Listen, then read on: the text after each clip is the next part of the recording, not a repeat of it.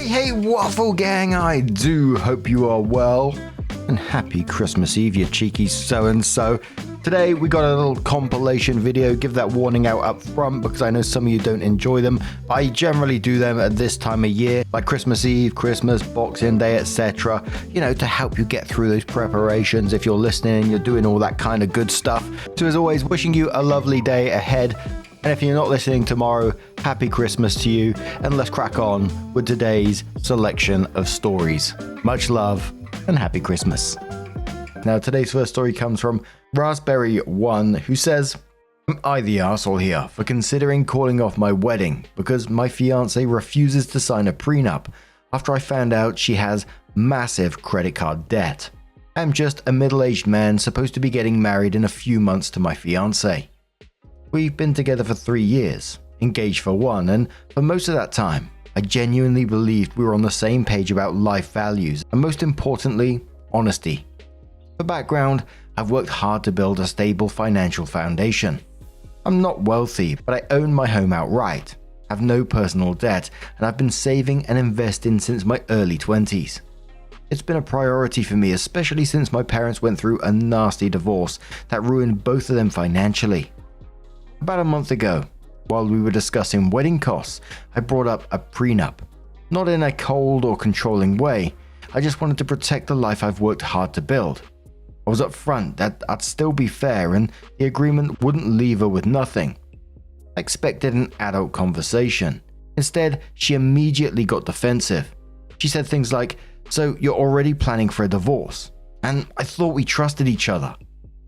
I tried to explain it wasn't about trust, it was about transparency and mutual protection, but she shut it down completely.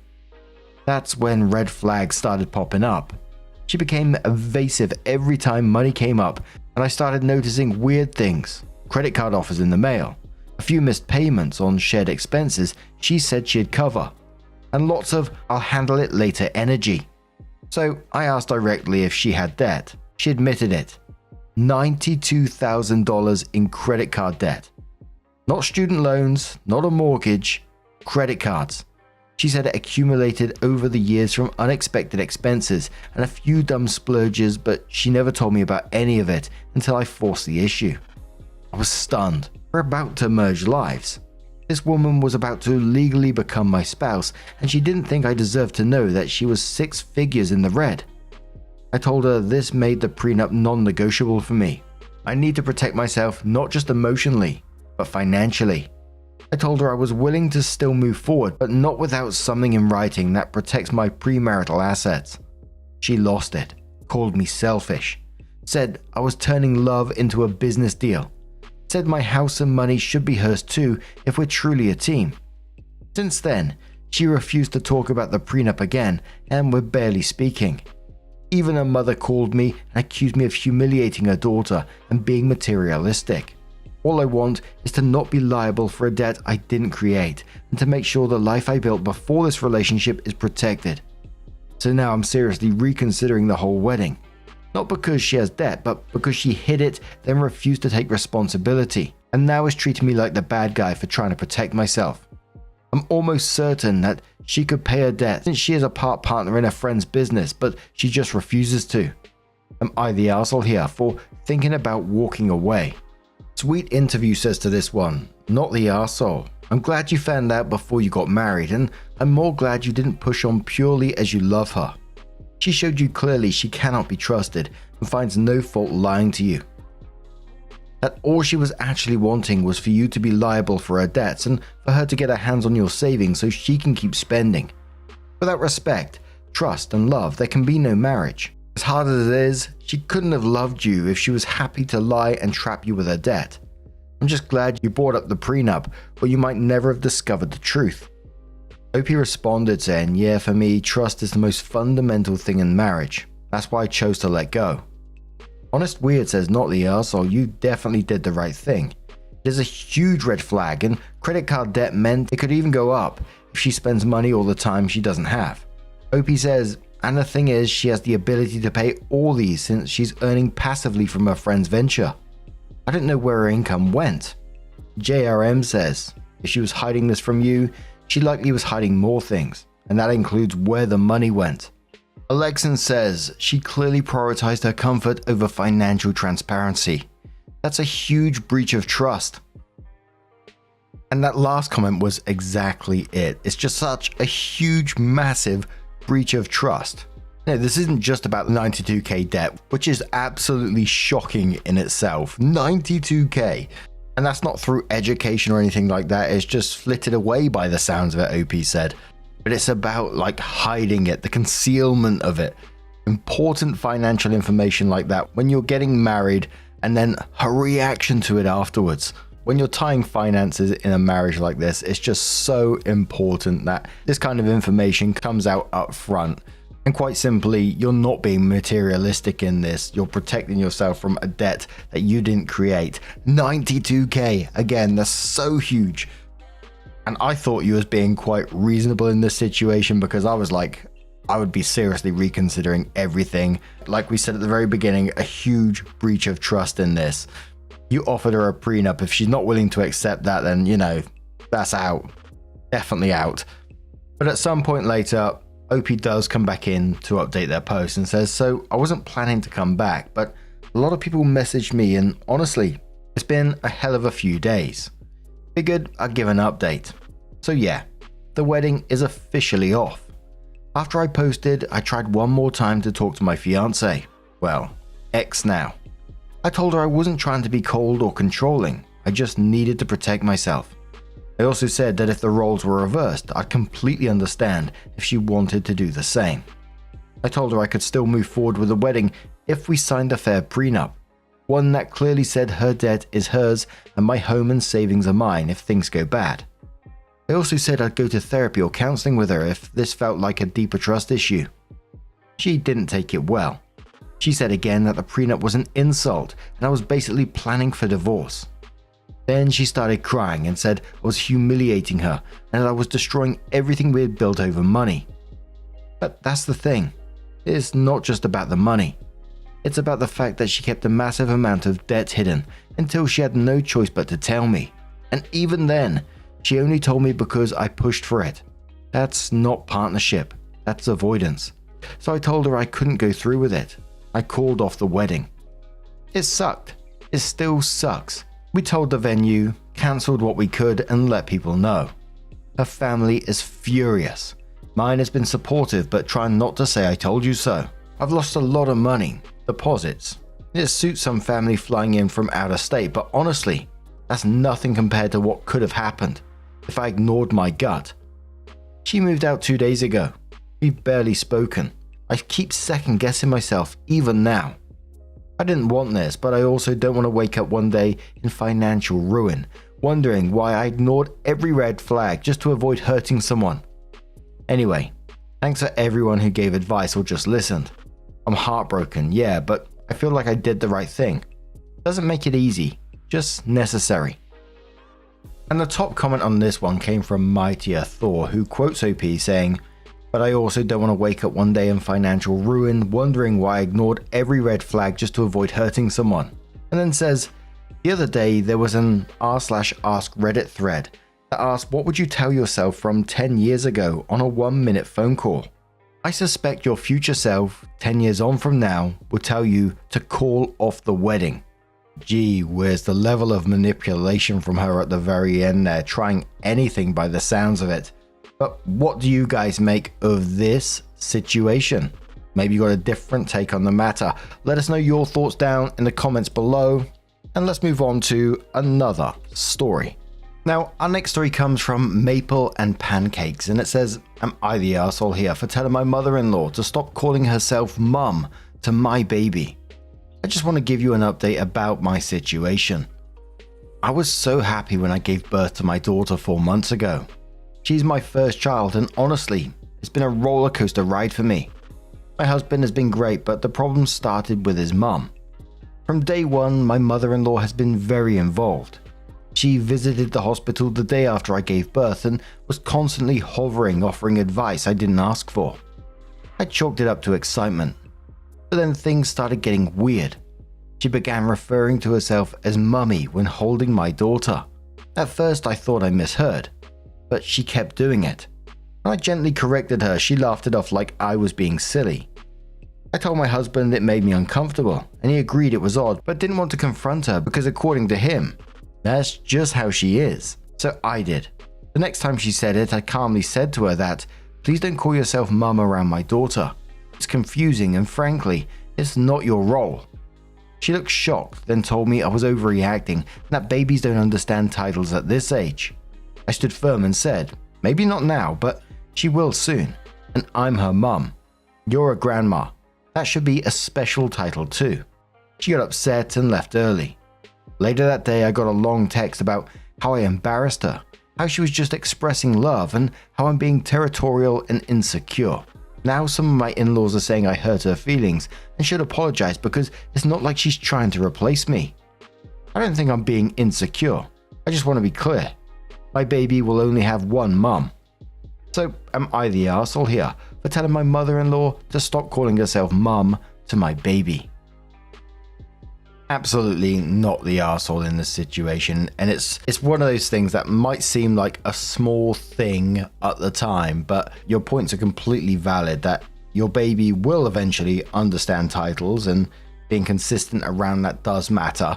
And her sending that text after just shows how dismissive she is, and she's going to continue down this path. That's just how she is, which we've seen time and time again in these stories. That excuse from your husband isn't helpful either. Boundaries need to be in place here, they need to be stuck to. It's as simple as that. She went to make it about her feelings rather than talking about the way that you're feeling in this. KitKat says, get a play frying pan and fake bop her on the head every time she says it and go, not the mama. Hope some remembers the dinosaur show. Lol. Great reference. Another commenter says, make yourself uncomfortable to protect the comfort of someone else. Had family members impose this message on me repeatedly. You're in charge of your comfort. Others are responsible for their own. You didn't embarrass her. She embarrassed herself. As did other family members. I'd keep my distance from all of them forever. You're responsible for avoiding toxic people. They will suck up all your energy all the time. So OP updated the post and said thanks to everyone who commented. Reading your responses really helped me feel more grounded. I wanted to give an update because things definitely escalated, but in some unexpected ways. So after the confrontation and her dramatic exit, my mother-in-law went full hurt grandma mode. She told extended family I banned her from seeing the baby, which I didn't, and that I accused her of trying to kidnap her granddaughter. The group text got wild. A few flying monkeys started chiming in about how I need help and how babies don't care what you call yourself anyway. I didn't respond to any of it. My husband finally stepped up and called her directly. He told her she needed to respect boundaries or there would be consequences. She cried again. She said she was just trying to love the baby the way that she knew how, and that I was turning him against her. She posted a photo of her holding our daughter on Facebook with a caption, "Mummy's girl," publicly, tagging family. That was my breaking point. I immediately texted her and said, until you can respect the fact that I'm her mother, not you, we're going to take a break from visits. My husband backed me up 100%. We've since limited contact to just polite texts and occasional check-ins and no in-person visits for now. She hasn't apologized. So far, life has been a lot more peaceful.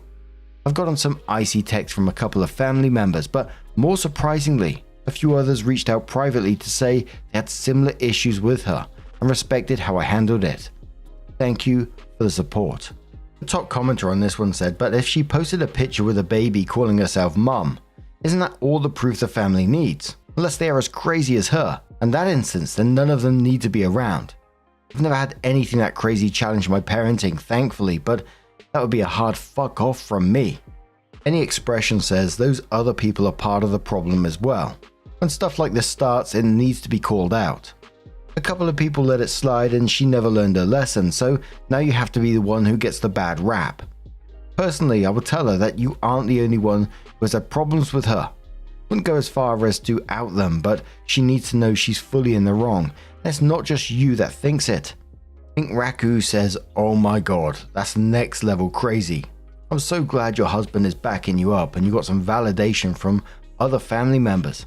That's actually a little scary, like in Hand That Rocks the Cradle scary. I was certainly getting those vibes. Whenever we see stories like that, that's the first story that comes into my mind. It's a story that I remember watching when I was younger. Absolutely terrifying. But what do you guys make of this situation? Let us know your thoughts down in the comments below. Let's move on to another story. Now, our next story comes from Standard Passage 7787, and it says, "Am I the arsehole for refusing to get my best friend a wedding gift?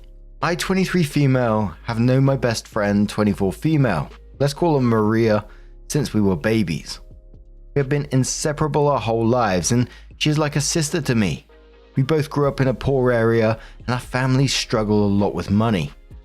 We are both in our final year of college now, and I don't have a lot of money to spare.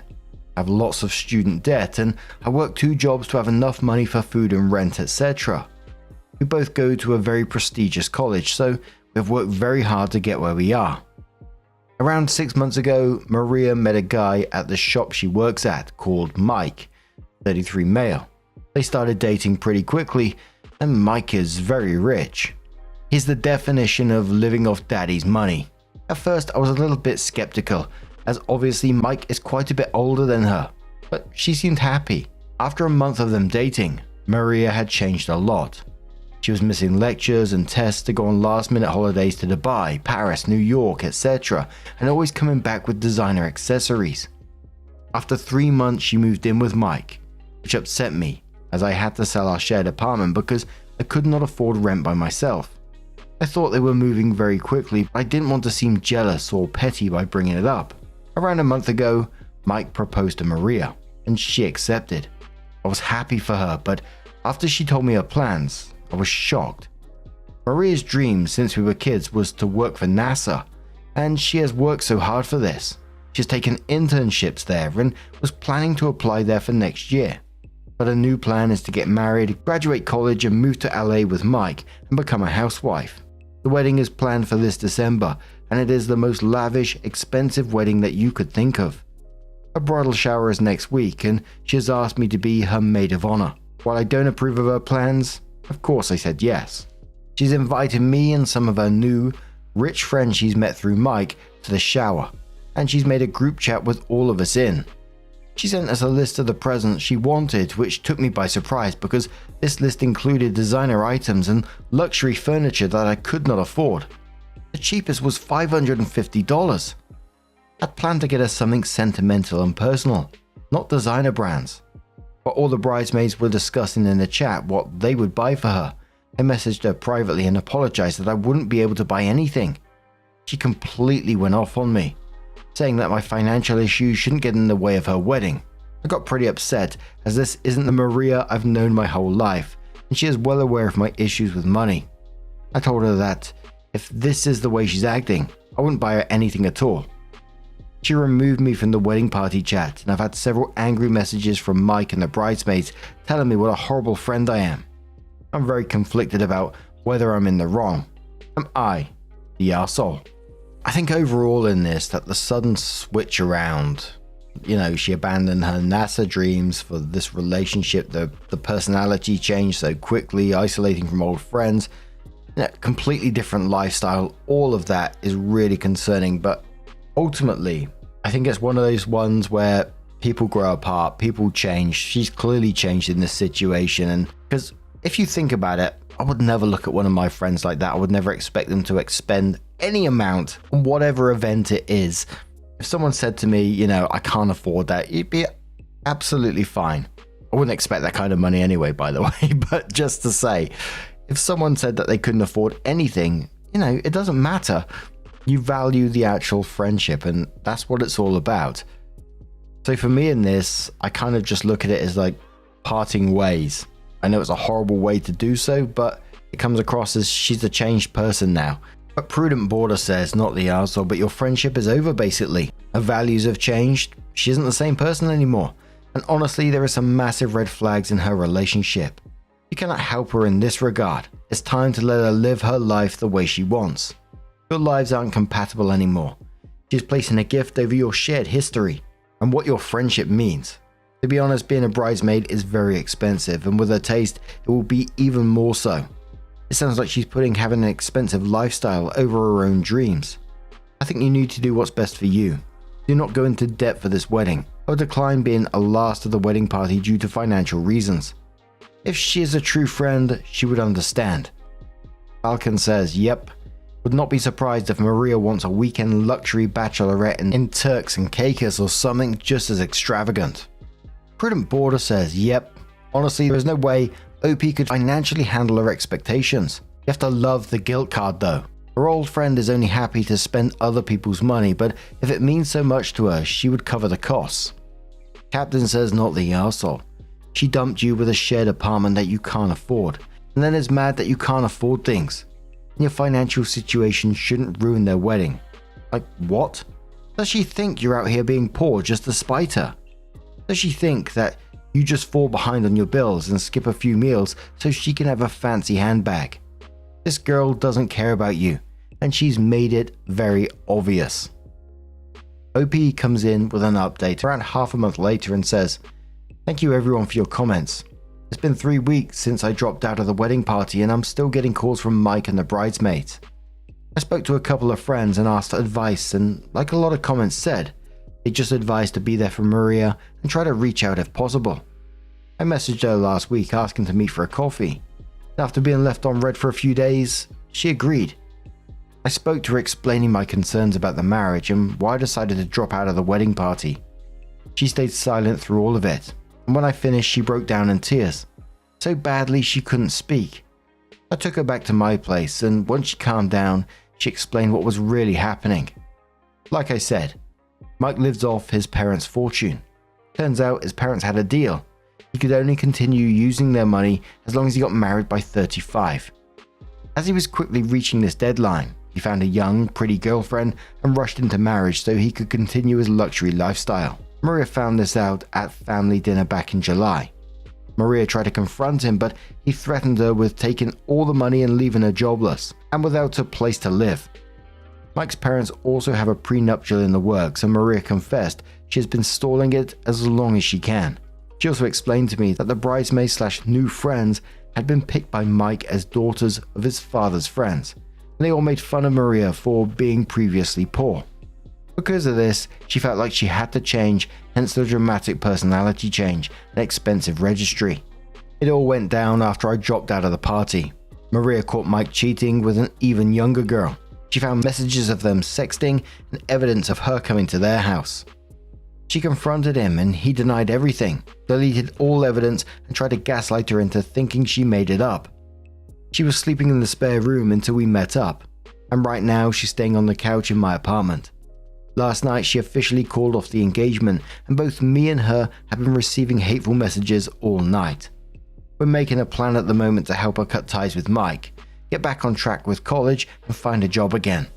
I'm still mad at her for what she did to me, and it will take a very long time for our relationship to get back on track, but I'm trying my best to support her.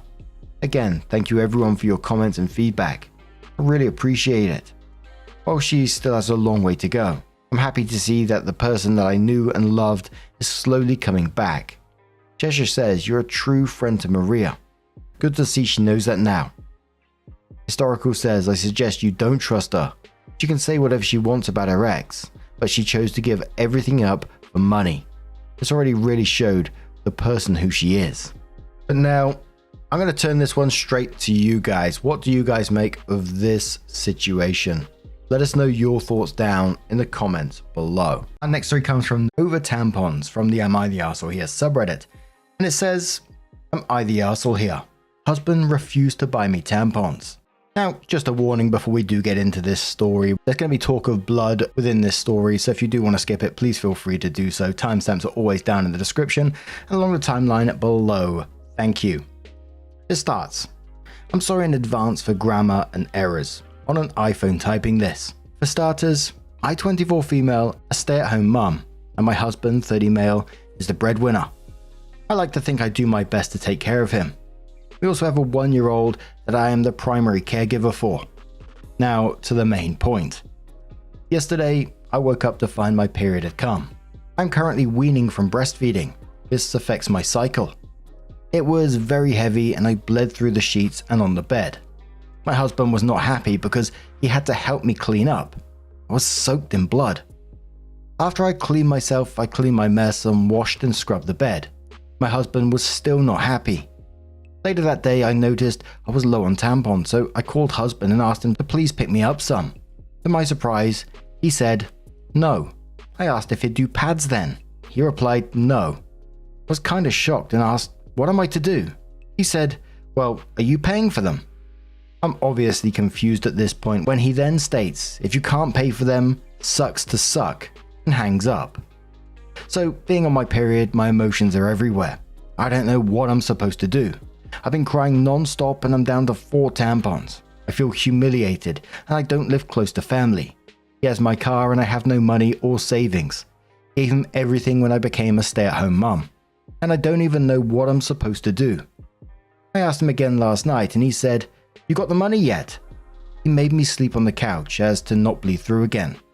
I've never felt so humiliated and ashamed in my life. Later, he suggested if I can't come up with the money, I could use a child's diaper, further making me feel terrible.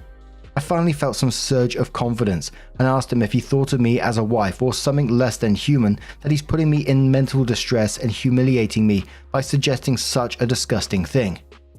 He said, well, if you don't figure it out, that's what you'll have to do. Am I the arsehole for asking for tampons? Note, we live in the US and tampons are between $7 to $10. We are middle class and not struggling for money.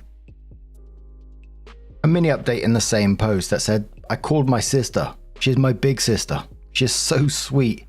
She sent me a box of tampons and candy and some meds and sodas. I thank you all for responding. I feel I overreacted. Also for all suggestions of divorce. How? I have nothing, nowhere to go. I could not even afford tampons. Is there another way I can try and fix what is done? I'm going to try and get an online job so I can work and still keep my household and take care of my baby. I'm thankful for all. Thank you.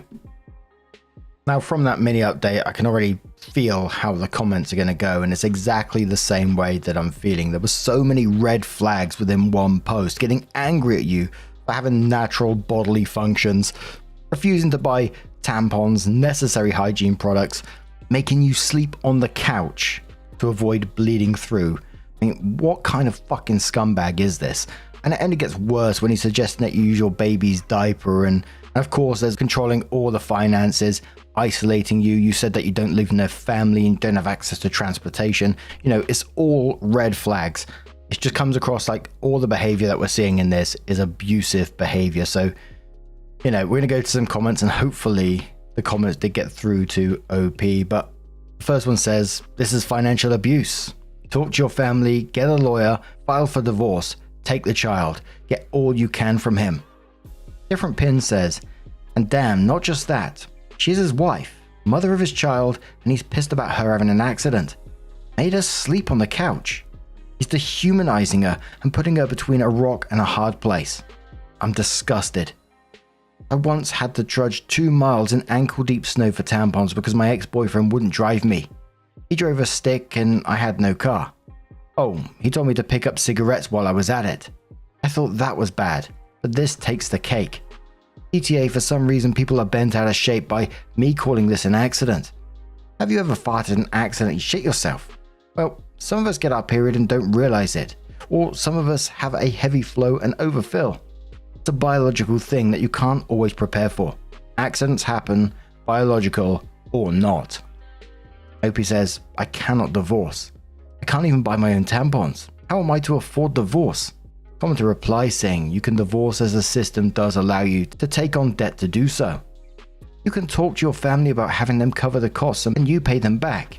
You can talk to a lawyer to see if they can do it in a way that will charge him after completion or to be paid after completion out of any proceeds. So yes, you can divorce, as these are just 3 ways to do it. The other option you have is to be your husband's slave.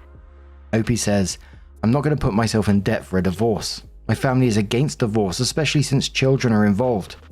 I've tried talking to a lawyer and they've all insisted on meeting in person. I have nothing where there's transportation. Not only that, I'd lose more than I gain.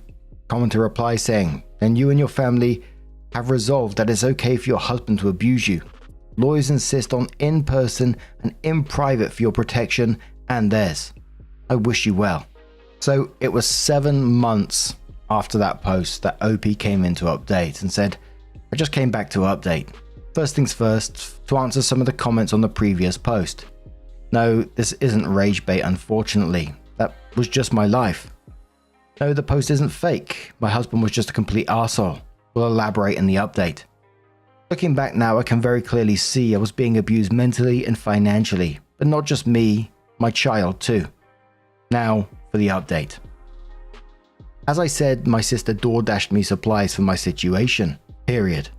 She knows what it's like. She came from a domestic violence situation.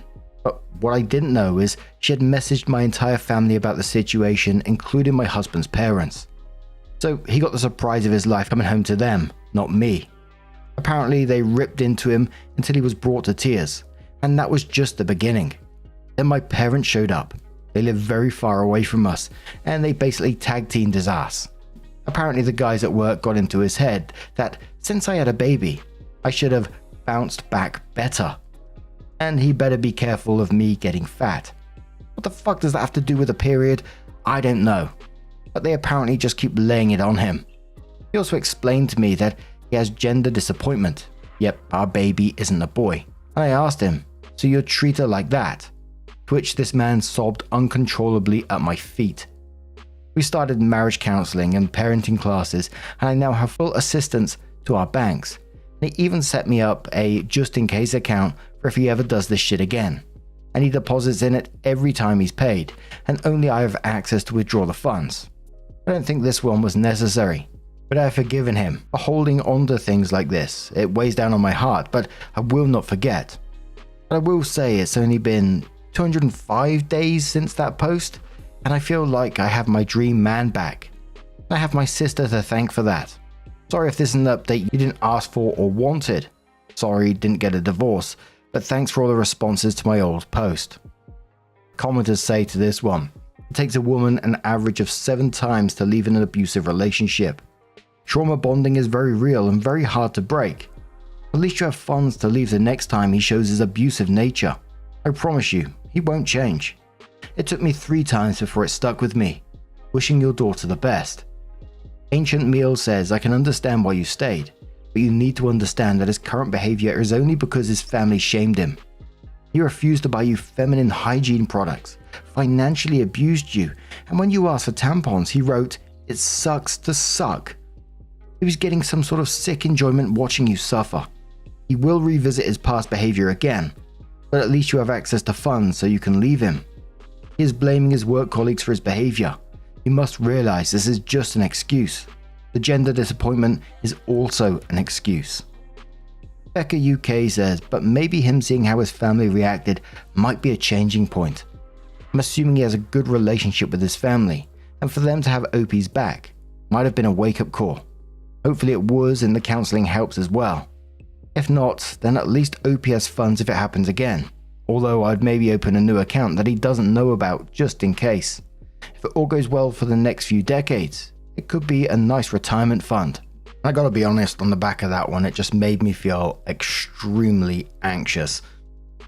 Like some of the comments saying the excuses that he was using, and it took entire family to intervene to make this change. When the parents and the in-laws ripped into him, as it said, it hit differently than when his own wife, the person that should be number one in his life, expressed her needs. It just said all I need to know about whose opinions he actually values.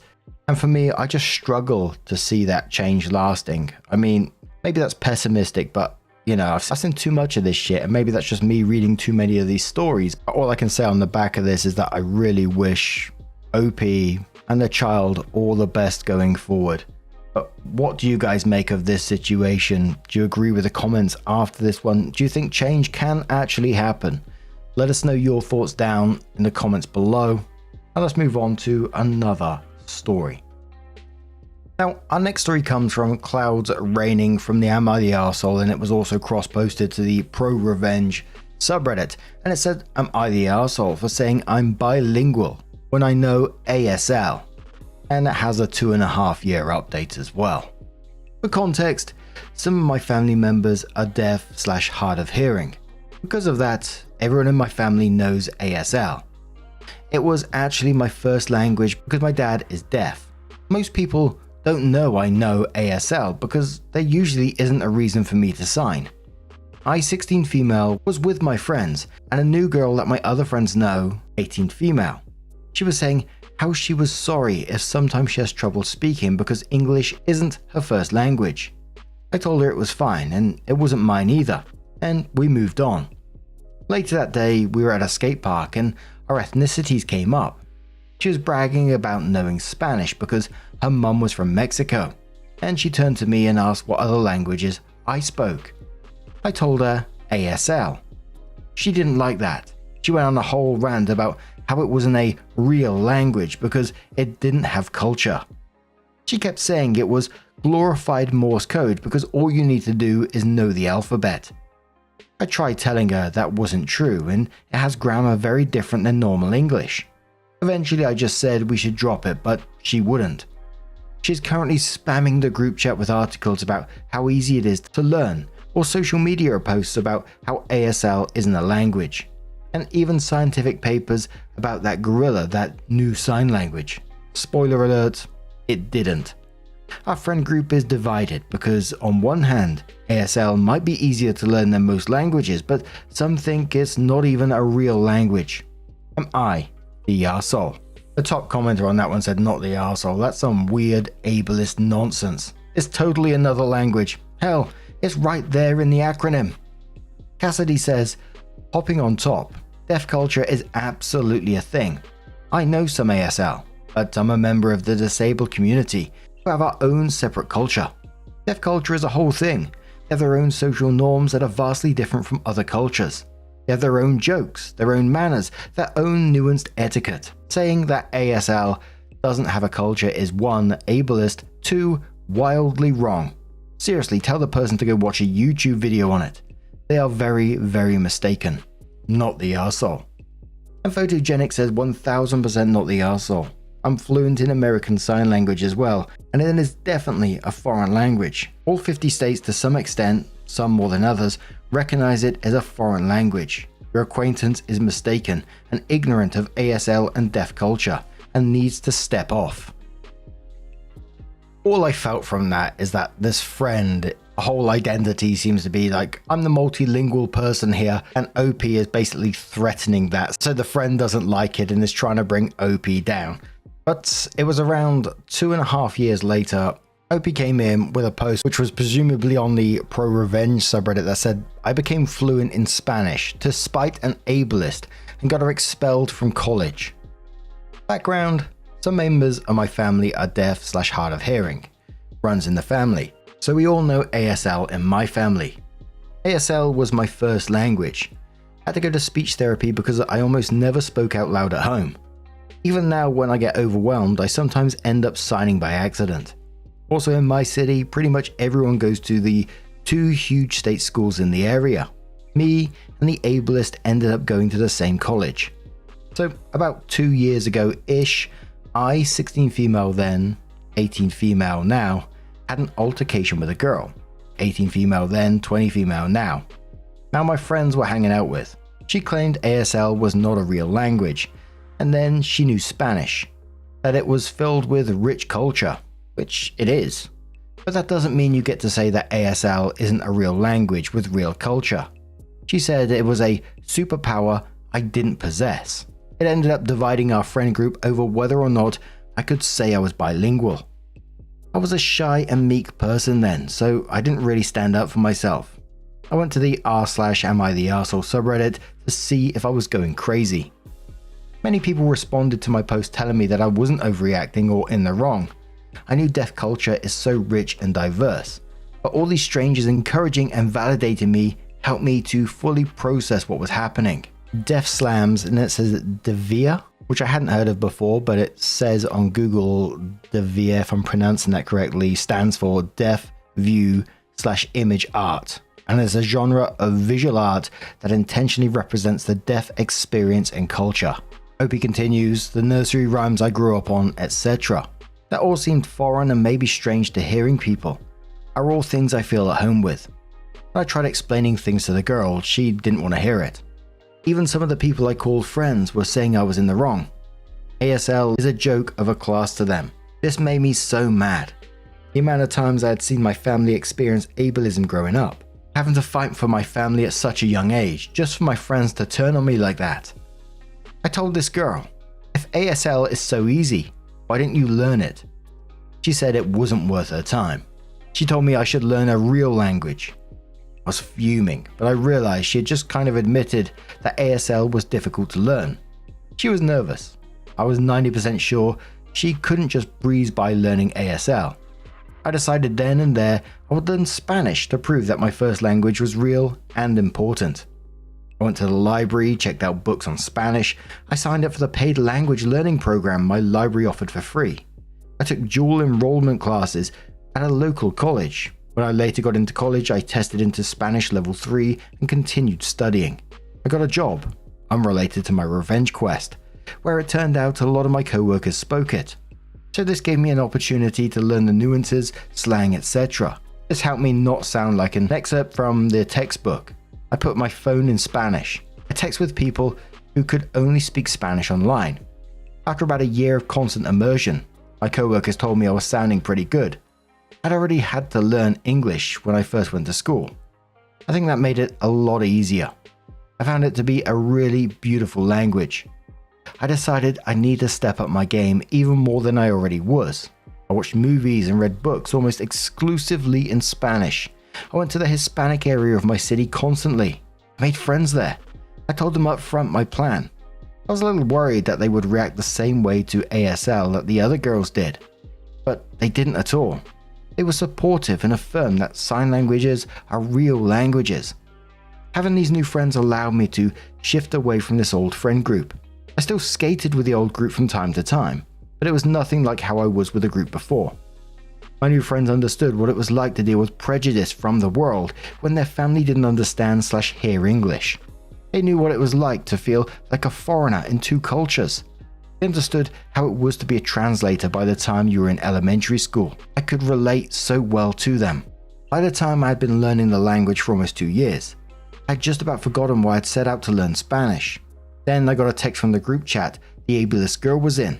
They wanted to film some skate clips for another guy's Instagram. It was going to be him, another kid, the ableist girl, and me. I knew this was the perfect time to get my revenge. When I arrived at the hangout, everyone but the girl was there. Me and other people were talking when she came up to us. After some filming, we sat down for a water break. We started talking about school, just random stuff. Then she brought up how teachers didn't understand her since her brain worked differently because she was bilingual. Another person said she was just bilingual, not on the spectrum or anything. But I don't agree with that. It felt kind of weird to mention autistic people randomly. It was the perfect in for me. She went on a very opinionated rant, saying how none of us could possibly understand what it was like for her. Mind you, her native language is English, so it wasn't like she was having problems with that in school. I told her I spoke multiple languages. She said, "What? That talking with your BS doesn't count. Is this a sign?" She jumbled her hands, the equivalent of speaking gibberish, and asking if that was a word in English. She was hysterically laughing, like this wasn't something I had heard since I started going to school. I replied in Spanish, using the very colourful curse words I learned from working fast food with a bunch of disgruntled people. She said I just learned those words, that I didn't actually know Spanish. We then proceeded to have a heated discussion, all in Spanish. She was yelling at me by the end.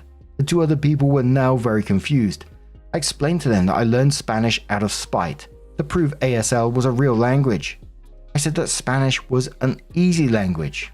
I was lying. It is pretty difficult, and asked her why she hadn't learned the glorified Morse code I spoke. She then replied with the most satisfying thing I have ever heard. "But you already knew another language, so of course it was easier for you."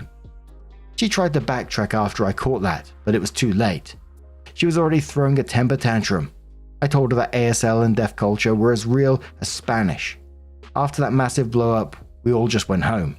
The next few days I was spammed with more reasons why ASL wasn't real, but also it was easy for me to learn Spanish because I was bilingual. I ignored them all and blocked her. She started DMing me, where I blocked her too. She then started emailing via the school messaging system, where you can't block people. I was not really affected by her insults to me, but then she started talking about my family. She called them defective, the R word, and incapacitated. She mentioned my little brother, who was hard of hearing and 11 years old. That was the last straw. I went to the dean and had receipts for everything. A full legal name was attached to it all, and they were able to look at the messages in the system. They said immediate action would be taken, that this was unacceptable. She lost her scholarship and was put on academic probation. She started ranting about this on her public Instagram, saying more ableist crap, which the school obviously saw, and they fully expelled her. Offered me a time to talk to a counsellor, a scholarship for CODA, Child of Deaf Adult. I didn't accept the counselling or the scholarship, but I really did appreciate the sentiments. When the first semester ended, I applied for a paid internship where I knew ASL and Spanish. I get paid about 10% more than my colleagues in the same position who speak one language. My friends I made on this revenge journey are the best. I have so much love for them. We've only grown closer following all this drama. The top comment on this one said, excellent pro-revenge. Learned a language, got better pay at work, and gave a bully a beatdown. Why would you turn down a scholarship? Opie says, I didn't need it. I haven't gone into debt at all. I'm so grateful and lucky for this. I got a full ride and plus some extra from merit scholarships. I didn't want to take away an opportunity from someone who needs it a lot more than me. There are a lot of coders out there who could really benefit from it, and they were a limited number of scholarships awarded. Amar says, good job OP. You even managed to skid up yourself despite it not being your primary objective. I think what's amusing to me is when she's flexing she is bilingual, and not many people understand the struggles with being bilingual. I was like, huh? People in my country are at minimum bilingual, but mostly trilingual and can still behave normally without any struggles. What is she on about? I was dying in embarrassment when I read that she's flexing her bilingual skill and berated that no one can understand their struggle in being bilingual. Opie says, yeah, I live in an area that has large Hispanic population, so that was funny to me too. The Spanish-speaking young people can form kind of groups, which makes total sense. So I was surprised at first when she didn't really hang out with any other people who spoke Spanish, considering her bilingual struggles, that no one could understand or whatever. But I'm 99% sure she did that to seem unique to people who didn't know Spanish. Someone says on how she learned and how good her Spanish is. Opie says I'm like 99% sure 2 to 3 years is pretty normal for the level of immersion I did. Especially over the summer, I was speaking way more Spanish than spoken English. Obviously I'm not on a native level, particularly with reading and writing, but my Spanish gets the job done well. And at this point, the majority of the learning I do is through context clues and new vocab. In my opinion, ASL has a lot more context clues, open to interpretation stuff, and a lot more conveyed through NMMs, non-manual markers like facial expressions, than spoken English, like how ASL omits articles and uses classifiers, and there really isn't a test to determine how fluent you are. I was told by native speakers my speaking was, so that was the word I chose. And at least where I'm from, people usually studying abroad for 1 to 2 semesters, which wouldn't be enough time for me personally to learn a new language. It brings me back to a story that we must have covered, I think it was about a year or so ago, where the guy turned up at his girlfriend's house for the first time and no one seemed to realize that he spoke their language as well, and they started talking about him for some random reason rudely at the dinner table in their own language and cussing him out and saying, what is this guy, etc. And he responded as well, then basically got up and walked out. And I'm always like, oh, I just want to be a fly on the wall in that situation. But what do you guys make of this one? Let us know your thoughts down in the comments below.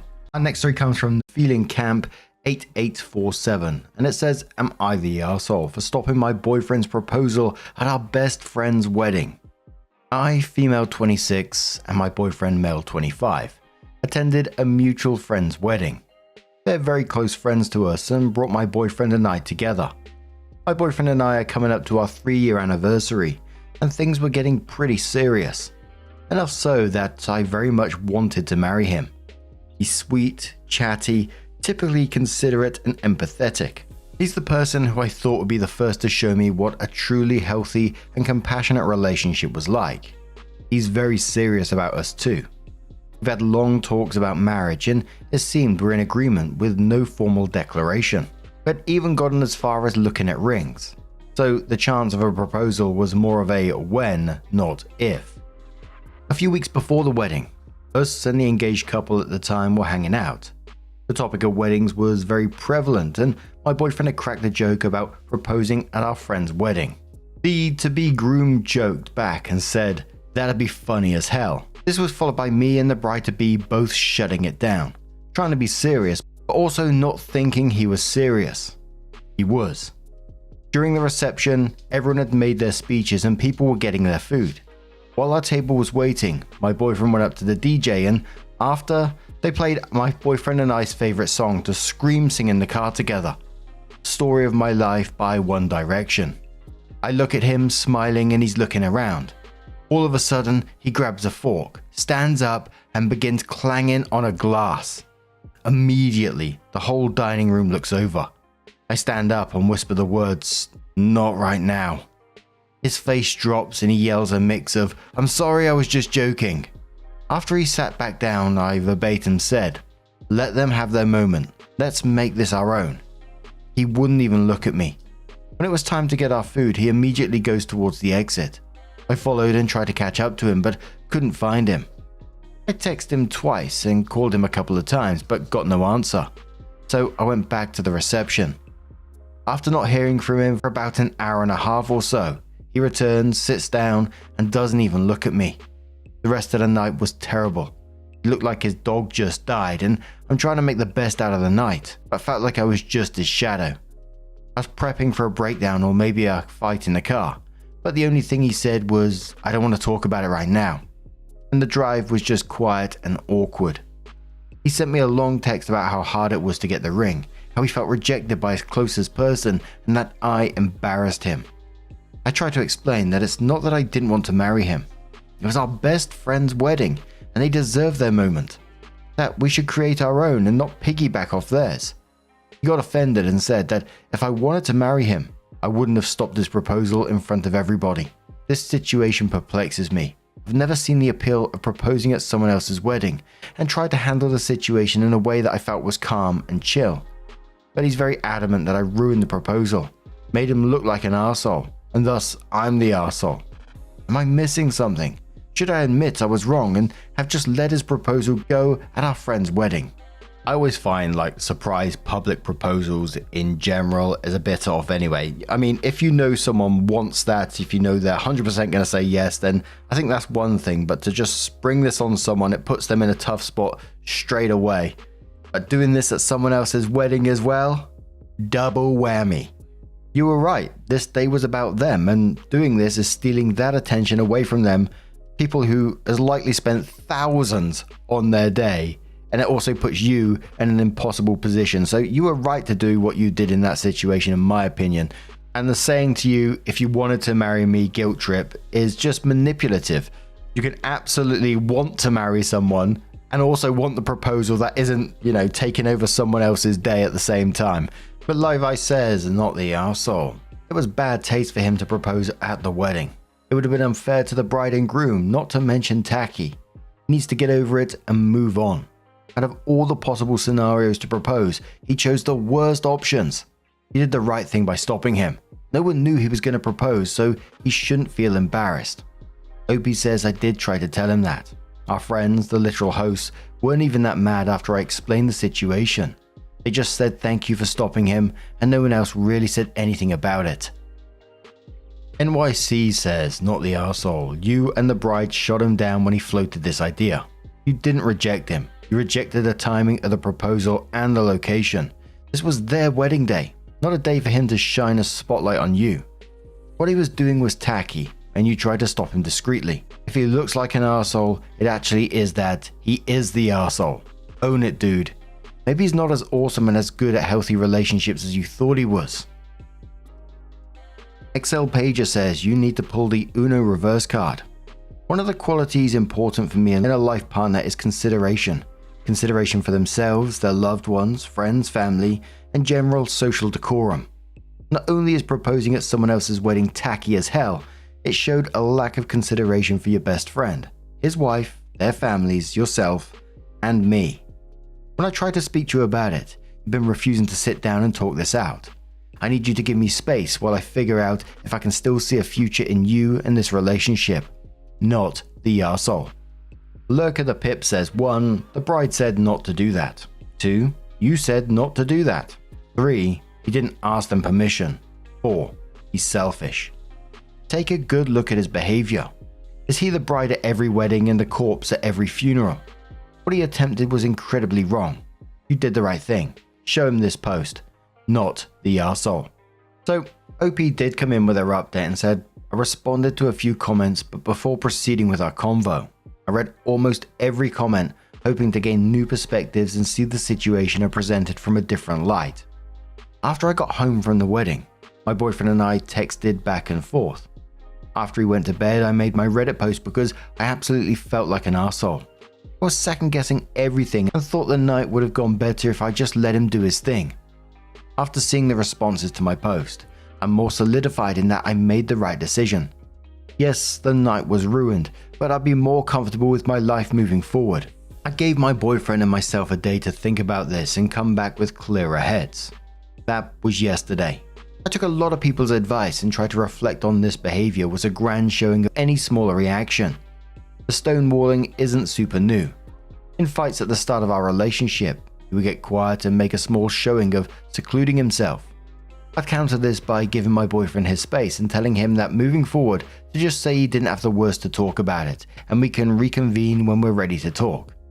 This worked for us. It gave him time to choose his words. We'd have a good discussion of what went wrong and how we could fix it moving forward. I didn't think that he was overtly trying to make me feel worse by the silent treatment back then. However, ignoring me for the rest of our time at the wedding hurt so much. Not even saying, I just need space right now, and rejecting to hold my hand by pulling away felt like he was pseudo-counter rejecting me. This was a first. I felt like he was trying to make me feel worse through his lack of communication. That's all I noticed. I've had a partner be verbally abusive to me before and another who wasn't willing to talk about things they did wrong, refusing to take any blame. My boyfriend hasn't done any of that. I'm not saying I recognize all patterns of abuse, but I'd say I'm versed in a few. There's also no real history of me catering to him constantly as others were asking. If either person had strong feelings one way or another in different scenarios, we'd often be fine with that person getting their way. Otherwise, if we both didn't care all that much. He loves to use a wheel-spinning website to make decisions and I think it's cute. We met earlier today. He came over and we sat in my living room. He broke down. He vehemently apologized and said he felt like an arsehole. He said he'd been reflecting all of yesterday and talking to his dad about the situation. His dad got mad at him and talked him off his ego crash. His words, not mine. He'd already sent a message to our friends, now flying to their honeymoon in West Europe, apologizing for making their most important day about him and for not properly celebrating them. I asked why he neglected our conversation from months before. He said that the groom and their group of friends had egged him on in private since. Not to propose at the wedding, but to do it soon. He didn't originally plan on doing it at the wedding. He's had the ring with him for about a month, never had any real plan, and wanted it to be just spontaneous. He told me he got caught up in the atmosphere of the wedding, saw his best friend with his girl, and couldn't stop picturing us in the same scenario. His urge overran his common sense, in his terms, and he made a choice he ultimately wishes he could take back. It very much spiraled from there. I noted that while his heart was in the right place, that doesn't excuse the shitstorm he put me through after. I expressed to him that ignoring me really hurt me, that him saying my rejection to his proposal was the reason for his embarrassment and shutdown was unfair, especially since we already had established for him not to do that. He accepted this and continued to apologize, admitting it was very unfair of him and that he should have handled his emotions and embarrassment better, especially towards me. We had a lull in our conversation after he asked, "Where do we go from here?" At this point, I didn't want to just return back to normal. A day where I expressed to him that I felt the prettiest in a long time, Expected us to have enormous fun and watch our best friends have their moment to shine turned into a day where I was crying in my room reading Reddit comments about how I should break up with him. I genuinely thought I was the arsehole who should have just bit the bullet and accepted a proposal in a way that I and others thought wasn't okay. I told him that if we were to move forward, he needed to seek a therapist to help him manage his emotions. Not only from this, but other signs that he may have a panic disorder. My mum works for a mental health clinic and has offered resources before. I said that I needed time to rebuild my trust in him. He understood and is going to seek mental health resources through my mum's clinic. Until then, we'll be on a week or so break with an open channel of communication. He's going to find appropriate channels to better himself, and I'm going to take myself on a mini vacation after the emotional rollercoaster that was this weekend. We did talk about what each other's ideal proposal was, something we should have talked about before the trigger was even pulled on it. I said that I didn't care for anything fancy, I just prefer it not to be public. He said that he wanted to make a grand showing of love to me and didn't care where or how. He asked if he was okay to have friends and family present, or if that broke my public rule. I said that was fine and was happy with the communicative compromise. I also stated that I didn't want to be proposed to for a while so that we could let the situation rest and figure ourselves out from there. He accepted this. Something I thought that was really sweet that I wanted to mention was that before he left, he said, "I do think I owe you some dancing." And so we slow danced in my living room for about half an hour until we left. A small and romantic action, probably to earn brownie points, but the conversation did reassure me that he's willing to try and be better. He recognized he was in the wrong and that a joyful day was robbed by pride and not rejection. This was about as ideal of an outcome as I'd hoped. Thank you all for taking the time out of your days to reply and bring me back to earth. Thank you to those who messaged me in private to make sure I was okay or to give input. While the future is still obscure, it's a little clearer than it was a couple of days ago. I have a clearer understanding now of what I want and what's healthy. Moving forward, I will do every ounce of weighing before I enter what should be the most important commitment you can make to a person you love. And I keep a more careful eye on his behaviors and how he may react to adverse situations. I hope the best for you all as many have for me. Thank you.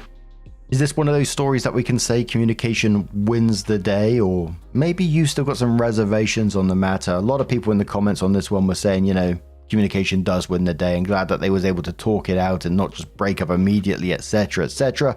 But what do you guys make of it? Let us know your thoughts down in the comments below.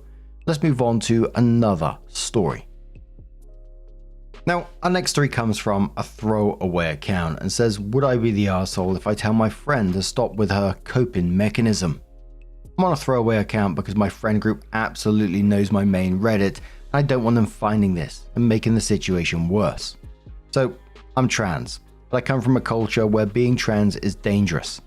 For my safety, I immigrated to a much more welcoming country when I was 22. I changed my name and began going on estrogen.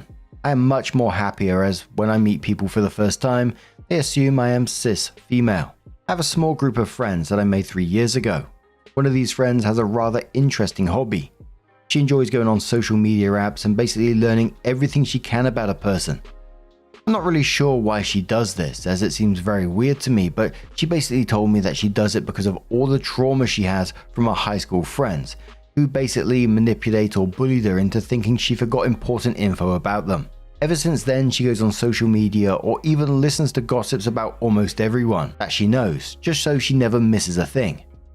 I don't really understand it, but someone with trauma myself, I understand that we handle things differently than what's normal.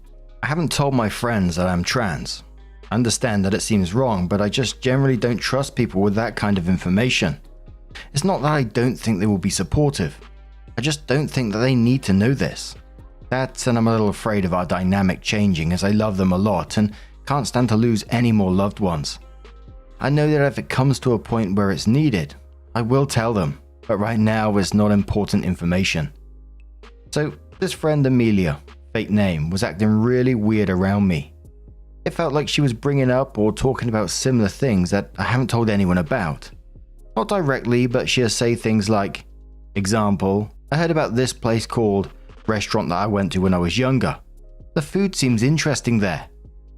I thought I was just going crazy at first, as the internet is free and she is allowed to see things from my hometown without it being linked to me. That is until yesterday. She was talking to our friends about baby names, as she is pregnant, and brought up my freaking dead name. We made eye contact for a bit as my friends gushed on how cute it sounded, but all agreed it doesn't really fit her ethnicity. She moved on and never brought it up again. I don't feel anything towards the name, nor do I feel like she isn't allowed to name her baby after it if she so desires to, but it feels like a twisted form of power play. I'm not sure how she found it, but I don't think she'll use it against me, nor out me, as she's not that type of person. I feel like maybe she's just trying to hint that she knows. Right now, I just want to call her out on what she's doing and tell her that she needs to stop, as it's making me uncomfortable. But again, I'm not sure if this is the right move, as it is her coping mechanism for her trauma. First season says to OP, not the arsehole, just keep ignoring this person. She's not a friend, and I call bull on her trauma. That is her excuse, other than just being a nosy Nelly. If the trauma were true, she would not be doing the same thing. Your identity is no one's business but yours to disclose if you choose to do so, in your own way and to whom you would choose to do so. I don't think confronting this person is the way to do it. Opie says, you're probably right. I'm just worried I might overstep and lose everything as they've been friends with each other longer than they have been with me. Fashionably punctual says not the arsehole, that's so invasive and rude and gaslighty that I wonder who was really the bully in her high school friendships. If she found out you had a dead sibling, would she drop weird random hints about that too? Take away this being about your transition and apply her behavior to any other sensitive topic someone wouldn't want casually hinted at in a public setting, and it should be easy to see how inappropriate and cruel she is being. Flashy Bridge says, not the arsehole, this isn't a coping mechanism, this is invading privacy. This is extremely unhealthy and honestly, I'd distance from her if possible. That behavior is not okay. It's one thing to look up a person if you're going on a date with them. It's another to fully deep dive into past lives of everyone you develop a friendship with.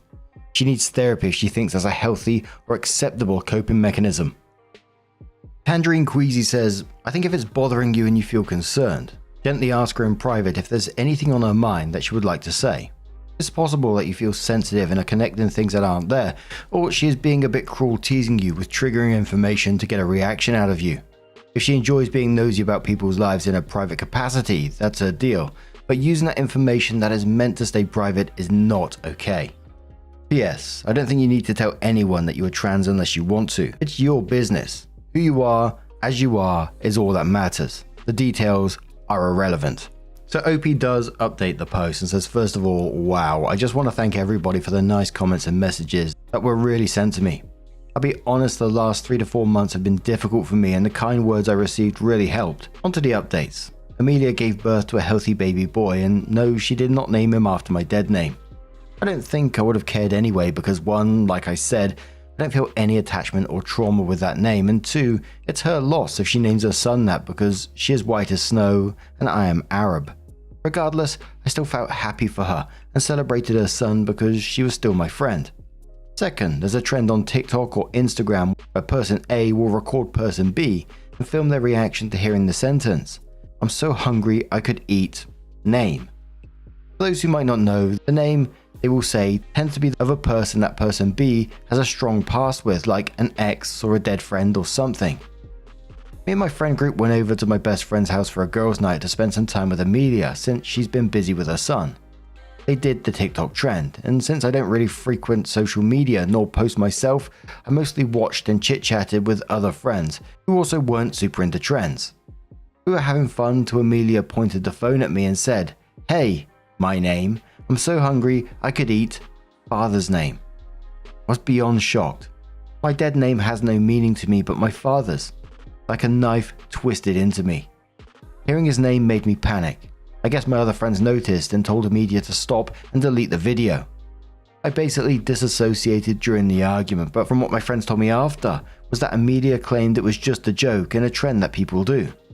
She then went on to claim that I was in the wrong and outed me to my friends who luckily didn't care. Like they were accepting as I hoped. She basically got kicked out of the house after a long screaming match, and my friends told me she wasn't welcomed in the friend group anymore after what she had done to me. I felt awful about this as she was friends with him longer than I was and felt like I was ruining things. They assured me that I didn't and they accepted me. I apologized for not telling them sooner, and they understood that it was my secret to tell. Amelia did end up posting the video, and Vague posted about me and the rest of the group. It got taken down after my best friend confronted her and forced her to delete the videos, but the damage was already done, and a lot more people knew. On the brighter side, I never really got questioned by those mutual friends of Amelia, so that's good.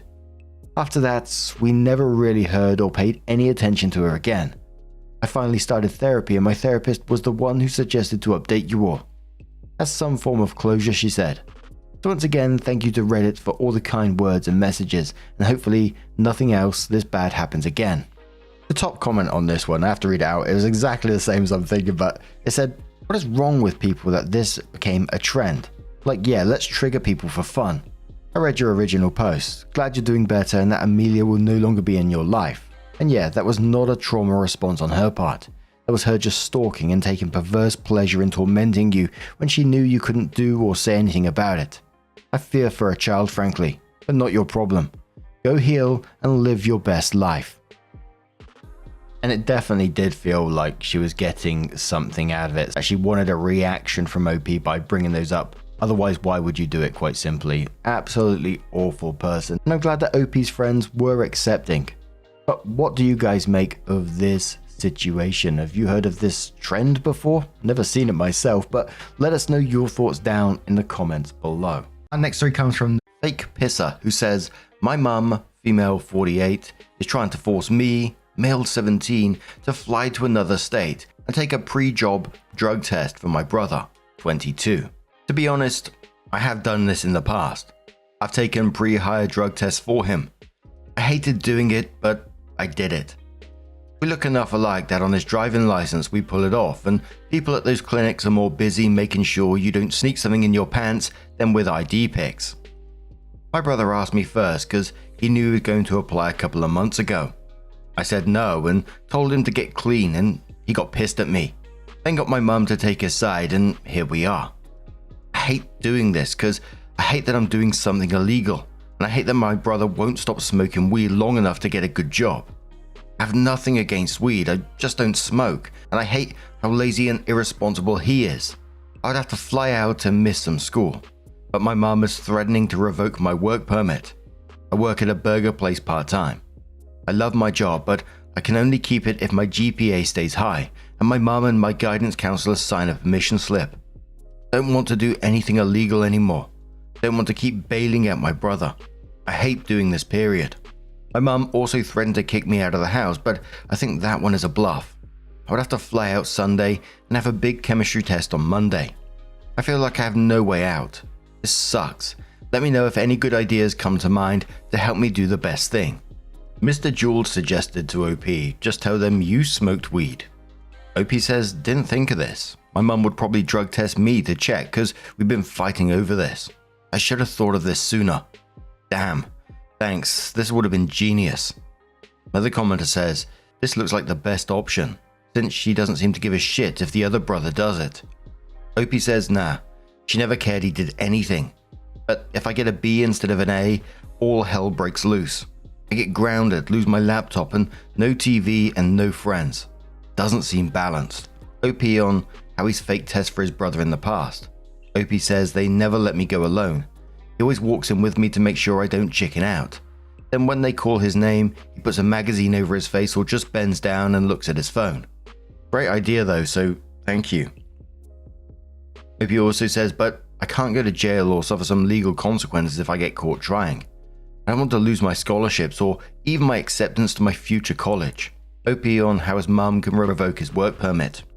They said, the high school I attended has to give you a work permit in order to get a part-time job, or nobody will hire you without it.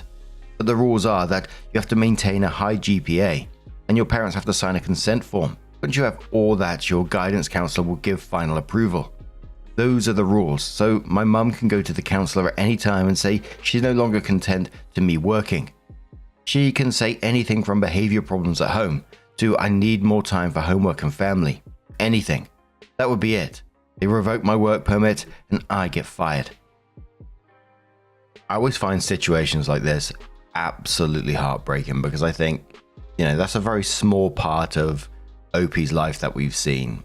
what else is not in the background? I mean, mum is pressuring OP to do this drug test, which could be considered fraud in some places. Maybe all places, I don't know. I just done a quick Google and, I briefly saw that there is possible legal consequences of this. And mum is pressuring their child to do that.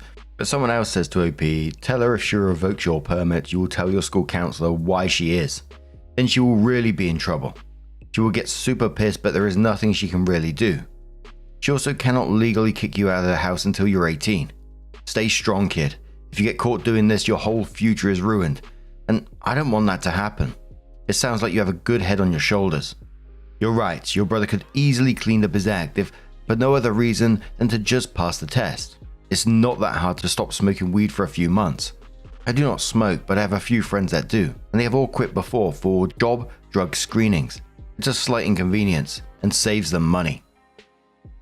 FKA says, wow, your mum should enter the enabling Olympics. She's contended for the gold medal even on a sub-rampant with descriptions of enabling parents and SOs. Tell her fuck that, and if she threatens to withhold permission for you to continue to work, tell her you'll tell school counselor why. Oh, Mrs. School Counselor, the mum won't let me keep my job because I wouldn't fly out to fraudulently take a pre-employment drug test for my brother. So it was about 6 weeks after that post that OP came in again and said, it didn't go too well for me. My mum dropped me at the airport. I didn't get on the plane. I just sat there and they called for my plane to board. The airline lady asked me if I wanted to board because she saw I was the only one left in the waiting area. I felt scared, I'm not gonna lie. That was the hardest moment of my life by far. The shit hit the fan when my brother found out I wasn't getting off the plane that night when he went to pick me up from the airport. My mum called and called until finally she just texted me not to come home. I spent the night at the airport and I took the bus to school on that Monday. I took my chemistry test and totally bombed it. I got a C. I wish I have a do-over on that because I know all that stuff. I don't know what happened there. I got fired from my job because my mum revoked my permission slip to work. I spoke to my boss, but there was nothing he could do to keep me working for him. He said he respects me and that he would hire me when I'm 18, but nothing he can do now. I don't live at home anymore. I got kicked out. That whole thing was bad. My self-esteem is in the dumps because I don't like staying at my friend's house where I stay now. Sometimes I think that all I had to do was take the stupid drug test and everything would be fine now. Thanksgiving is coming, and it's weird not having a place or a family to have that holiday with. I thought it would all blow over by now, but it hasn't. My mom is more angry about this than I thought. She moved and rented another house, so my old house is done. To me, it makes a difference. Honestly, I would love to say, hey, I did the right thing and it's all good, but it's not that easy. I'm lost for now at least. I don't know how to move on without a home to go home to. I have to confess that I wish my mum would call me and tell me I was right. It's just not that easy to leave your family behind. So anyway, I don't know what else to say. I have my clothes and my books and my school stuff. I'll finish off the year. I'm wishing time will fly by and I can start college and just try to move on. Sometimes I feel like I made a mountain out of a molehill. I fucked up everything. But I can't wait to have kids so I can help them do the right things without punishing them. That's the one thing I can know I will for sure do when I have kids. For now, things suck and they're hard. Being kind of homeless sucks. Staying at somebody else's house is not the same as having your own bed. The top commenter on this one said, OP, you're going to look back on this event in a few years and be so fucking proud of yourself for not having gone through with this illegal as fuck request from your mum and brother. Not only that, it is a blessing in a way that, because you know how little these people care about you. They literally couldn't give two fucking shits about you, and you don't need to feel bad or give a shit either. You say that you wish time flew by so you could go to college. I'm assuming that you are admitted somewhere and will be going. This will be a tough year for you, but I'm hoping college will be a helpful experience and that you can find support and good friends there. I promise it will all get better. OP says I've been admitted to the school I want to go to, so the sooner that day comes the better for me and the easier things will be. Dinosaur Train says to OP, I've also been on my own since I was a teenager. While things suck ass, I promise you are so much better off finding out the truth about your family now. It doesn't seem like it while you're a minor and vulnerable, but trust me, it is true. This temporary hardship is miles better than years of bullshit your mum would have hung around your neck. In the meantime, perhaps you could see an attorney and find out what your rights are about suing for child support for yourself and being illegally evicted, if that's the case. Opie says, I don't know. I can't afford an attorney, and I don't think I want one either. As messed up as my mum is, I have no desire to make things worse for her in the long run, or handle whatever comes to me. I don't think she can handle what comes to her if I make legal trouble. That mum and that brother are absolute scumbags. Imagine kicking out your teen child because they refuse to commit fraud for their brother. And it just brings me back to what I said in the first part of it. I wonder how much care and love there was in the first place to turn around and do something like that. It just, it's just fucking heartbreaking, honestly. I hope OP did reach out to any resources that they have around them, the school counselor or any displaced teens resources. It also shows how, normalization of mum's kind of behaviors, because OP's still trying to defend her in some ways towards the end there. He doesn't want to go for any kind of child support or things like that. I'm not sure of the possibilities of it, but still the mindset is that he wants to protect her in some kind of way because she's already going through enough. Yet, despite her kicking him out, despite her pressuring him to do something illegal, but I hope OP did look back on this and think and know that they did the right thing. They made the right choice. And I really, really, really do hope that they're out there somewhere absolutely thriving, away from their mum, away from that brother who's willing to put them in harm's way. Absolutely heartbreaking. What do you guys make of this situation? Let us know your thoughts down in the comments below. Let's move on to another story. Now, before we do get into this next story, I want to give you a couple of trigger warnings of mental health struggles and eating disorders as well. So if you do want to skip it, please feel free to do so. Timestamps are always down in the description and along the timeline below. This one's from Crazy Girl Issues, who says 30 male with 29 female for 2 years. Am I crazy for thinking her reaction to me being late with the pizza is massively out of proportion? So this feels crazy to me even asking this, but I just need some kind of confirmation or perspective I'm not seeing. I live with my girlfriend. Every Friday is pizza night. We either order some Domino's or I pick up Papa Murphy's. She loves pizza night because during the week we are pretty strict with our diet and exercise. So Friday nights are pop, pizza, movie, and it's a treat. I get off of work at 5. She gets off at 6. So if I'm picking up the pizza, then I get it on the way home. Yesterday it was my duty to pick up the pizza. I stayed after work for another 40 minutes talking to my brother about business ideas because we own our business, and it's really helpful to brainstorm after we close. I work 25 minutes from the house. She works 20 minutes from the house. I ordered the pizza from Papa Murphy's.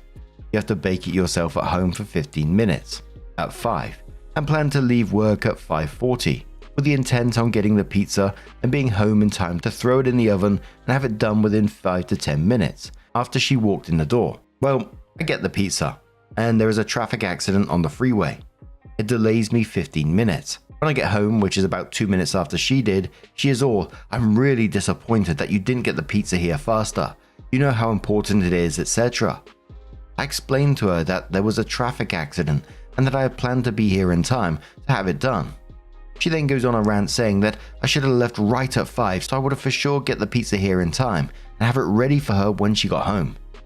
Keep in mind, I brought this pizza back basically every week for the past month, and I either have it totally ready or at least in the oven by the time she gets home. Somehow though, the times when it was just in the oven were me being late then too, and she brought that up as more evidence that I'm terrible. Anyway, I go into the bedroom to be alone so that I don't have to hear her ranting. She won't drop it though, and comes in there after 5 minutes to continue bitching about her pizza and how I shouldn't be upset because she's the one that was disappointed. I tell her fine, I'm leaving for a while because I don't want to sit here and hear this after I just sat in traffic for 40 minutes getting this thing for her.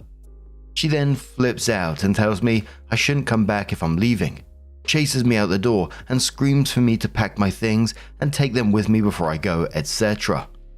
I ignore this and tell her she's acting like a child and that it's like watching a 2-year-old have a tantrum. I come back 3 hours later and she has a suitcase and a bag of clothes thrown out in the driveway.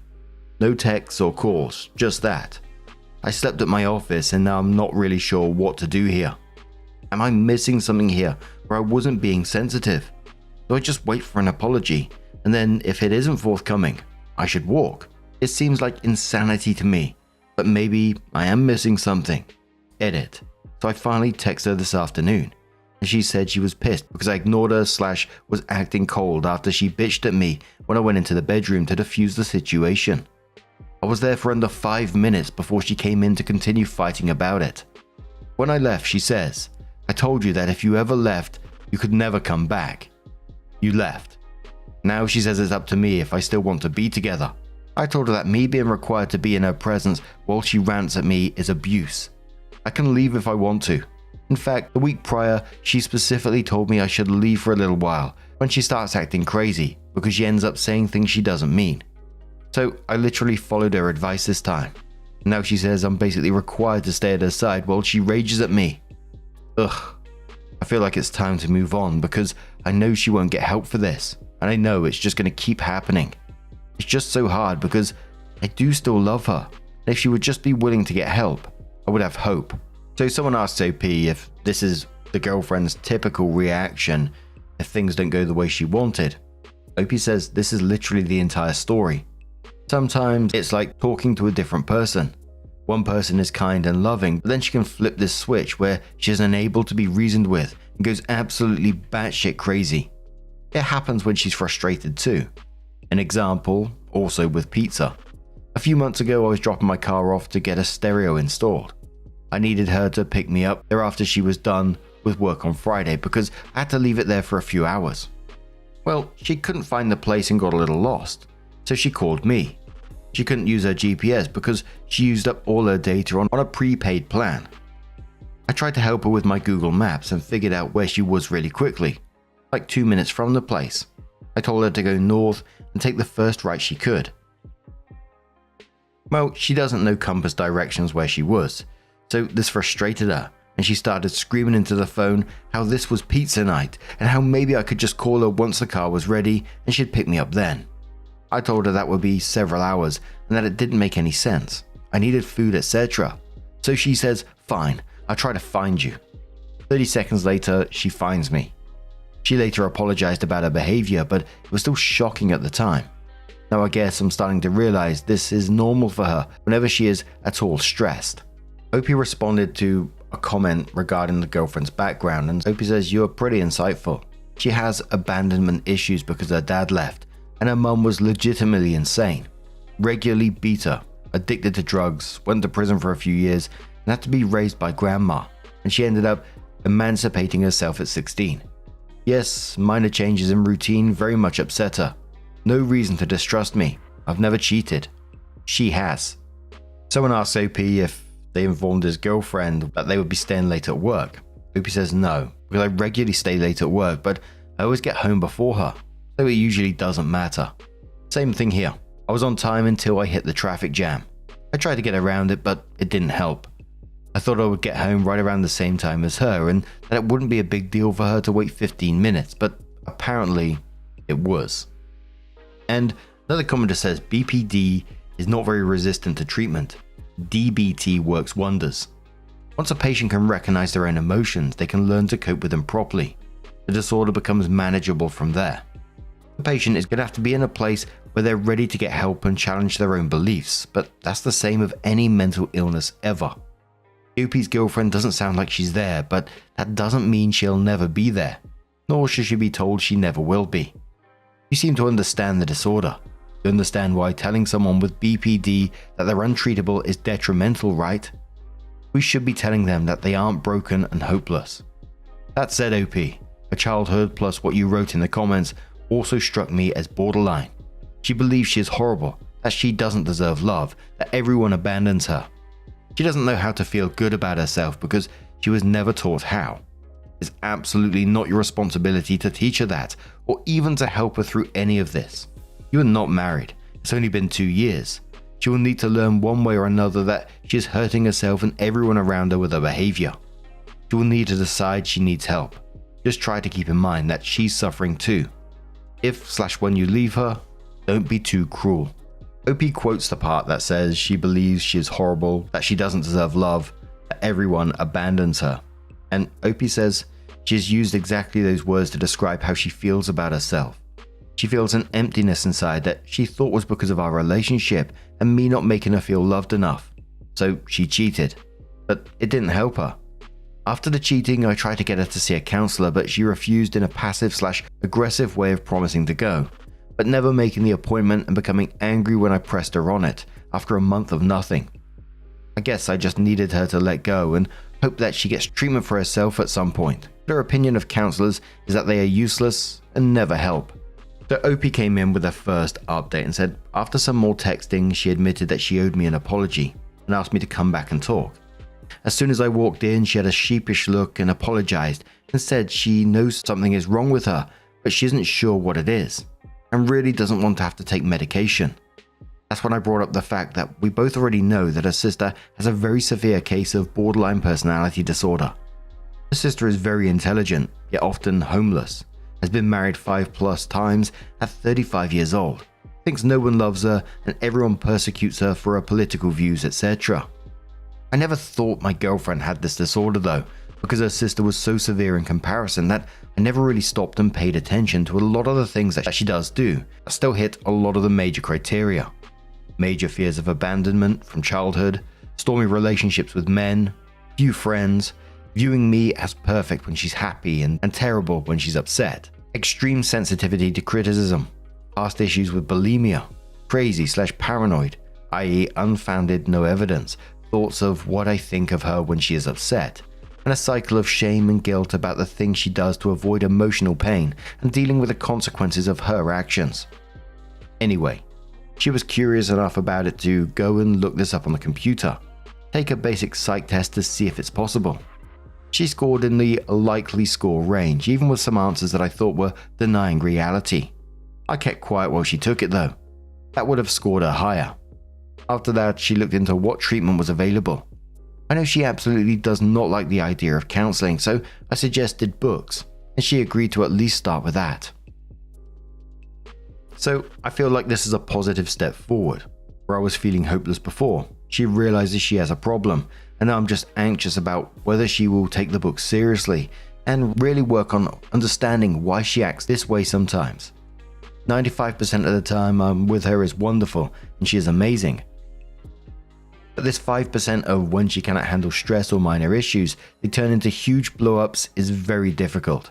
One of her suggestions on what would make her feel better when she does this is if I pretended to be concerned, even if it's a trivial issue. She says it doesn't even matter if I have to grit my teeth and lie to her. It'll make her feel better than when I walk away. I don't think she realized it when she said it, but we do the same thing to her sister when her sister is saying crazy stuff too. Overall, I'm much more hopeful now, but at the same time realistic that she has thus far not really done anything to help herself. And reading books could help, but not in the same way a counselor could, I think. I'm hoping that if she reads these books and realizes a lot of things ring true with her, maybe she'll be more open to counseling. Quick edit, I know a lot of you said it wasn't about the pizza. In a way you're right, in a way not. She was much more upset by the fact that I wanted to go into my room rather than stay and listen to her ranting about that. Someone with BPD is apparently much more short-fused when you're not giving them attention when they need it. So a minor issue about pizza turns into crazed, you don't love me, you don't care about me ramblings. It really was as simple as the pizza being late, and my avoidance reaction set off her insanity. The top commenter said to OP, you two shouldn't pursue treatment from books based on a personality disorder that you've armchair diagnosed. This book path won't actually help. She needs to work with a pro, and you need to make it an ultimatum. You can't stay with her as is untreated. If you do, expect more of the same, and remember, if you do care about her happiness, you must know that the book path won't get her there. She needs the help of professionals, and you'd be wrong to accept anything less. Another commenter says she needs therapy, a constant, judgment-free relationship with the same therapist serving as a safe zone, where she won't be abandoned no matter what. You can't be that safe zone. And the last commenter on that update says, borderline partners are very hard to handle. If she can recognize and actually help herself, you can be okay. Please be firm with her. Make sure you establish your own boundaries. Don't let her walk all over you and abuse you. Be healthy. So 1.5 months later, Opie comes in with what is titled their final update and says, well, I just couldn't make it work with her anymore. I didn't want to talk about it in the original post, but she had cheated on me multiple times already, and I caught her doing more stuff. She told me she was just seeing her ex once in a while as a friend, but I caught texts she had sent him, where he was mad that she wasn't getting sexual with him enough, and that she only saw him once every couple of weeks, so she must be seeing another guy, and accusing her of lying about whether she is single or not. She replied to him saying she is single and wasn't looking for other guys, etc., but that she found out he was on a dating site looking for other girls, so she was mad about that. That, combined with other things that have just always been problems, has led me to the realization that I will never be able to do enough for her to be happy, that there is no version of reality where I can trust her enough to get married and have kids, or where I can go on a weekend trip and not worry that she's out with another guy while I'm gone. I told her last night that we needed some time apart, and she predictably flew into a rage and told me to get the fuck out, and said if I didn't take all my stuff, she would throw it away. I told her if she wanted to be a baby about it, do that. She could, but I wasn't going to pack up the entire house full of my stuff while she's raging at me. So I took my necessities and left.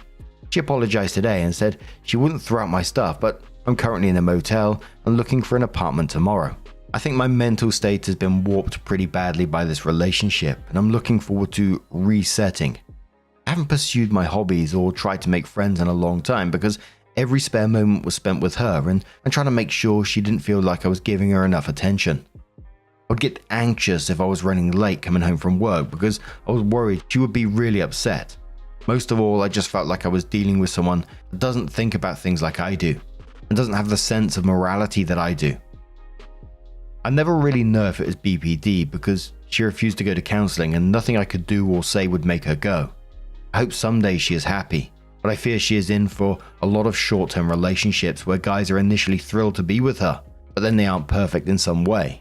That's when the ship will hit the rocks again. And there's no recovery from it because she takes no responsibility for repairing the damage she causes and only builds up resentment that she isn't treated like a princess regardless of how she treats you.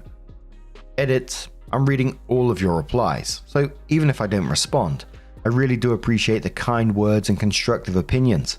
I'm actually having a bit of a laugh right now because the more I read and write about the crap that went on, I realize what a huge drain on my mental energy this has been. I own a business, and part of what makes or breaks an entrepreneur is coming up with good ideas that help the business grow. My mind has been in a fog for so long that I haven't put as much energy into that as I should have been. But luckily for me, and maybe this is a sign if there is a higher power, my salary basically went from 50k to 250k in the past couple of weeks because of a good idea that worked well. So I've got that to help cheer me up. And the top comment on that final update said, I'm sad you put up with her abuse for so long. In the end, it doesn't matter if she has BPD. She treats you horribly and is intolerable. She won't try to fix it. If I were you, I'd sneak your things out and leave her without fully informing her up front because she'll probably destroy your property. She's out of control. Good luck in the future, and I'm glad you escaped her. Opie says, it sounds worse than it is when I only talk about the bad. She was very loving and kind 95% of the time, but the 5% was pretty bad. And the things she did behind my back makes me question what percentage of the time she was faking it. Some of the affection had to be faked, or else there is a disconnect in her mind between her time with me and her time alone and/or with other guys. Commodore says, mental illness. It's been emotionally abusive and you have freedom and happiness before you. Good luck. Commodore replies to that saying, I was a social worker and I could think of a few disorders that might fit. She's best off getting an evaluation by a professional, but OP, it is so important that you remember that fixing her is not your job. I frequently see people who feel guilty about leaving a partner who clearly has issues, so they try to get them help. But in addition to the fact that this doesn't often work, it's bad for the stable partner, and the stable partner does not actually owe it to the ill partner to help them. When you break up, you are your only priority. Period. Opie says, there was definitely a strong factor of wanting to help her. When I first met her, I considered myself extremely mentally strong and stable. And when she seemed like such a great person with just a few things that needing fixing, I thought my personality and way of dealing things would rub off on her, and she would see how much better life is when you don't flip out, lie/sneak, etc. But I've learned now that 30 years old are not children, and if they haven't learned right or wrong by this age, they aren't going to change.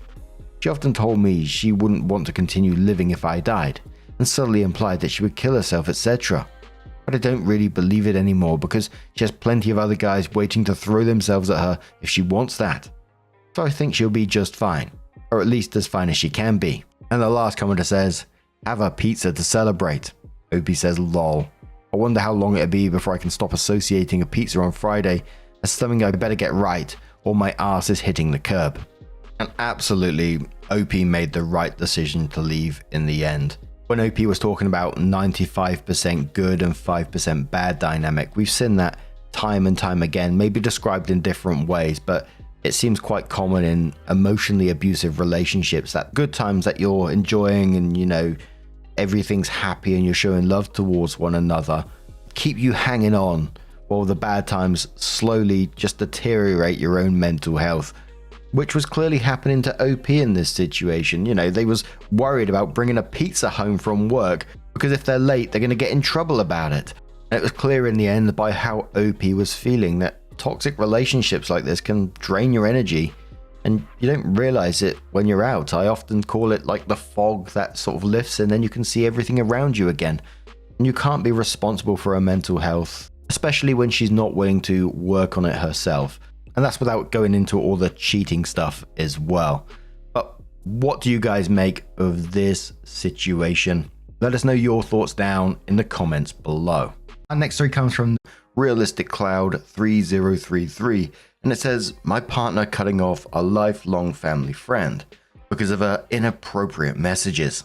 So I am in a kind of fucked up situation. I mean, I know I'm right to have my boundaries, but I also feel guilty that my husband is cutting off help to lifelong family friends because of me. My husband is a doctor, so it's normal that family and friends kind of come to us / him for reassurance because someone either reaffirming what you were told or giving you a referral if possible makes people feel better. Zero issues there.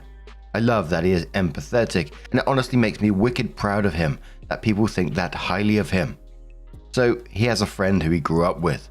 Their families pretty much raised them together. They were always friends since we met, but never like super close. Plus, we live in different parts of the US.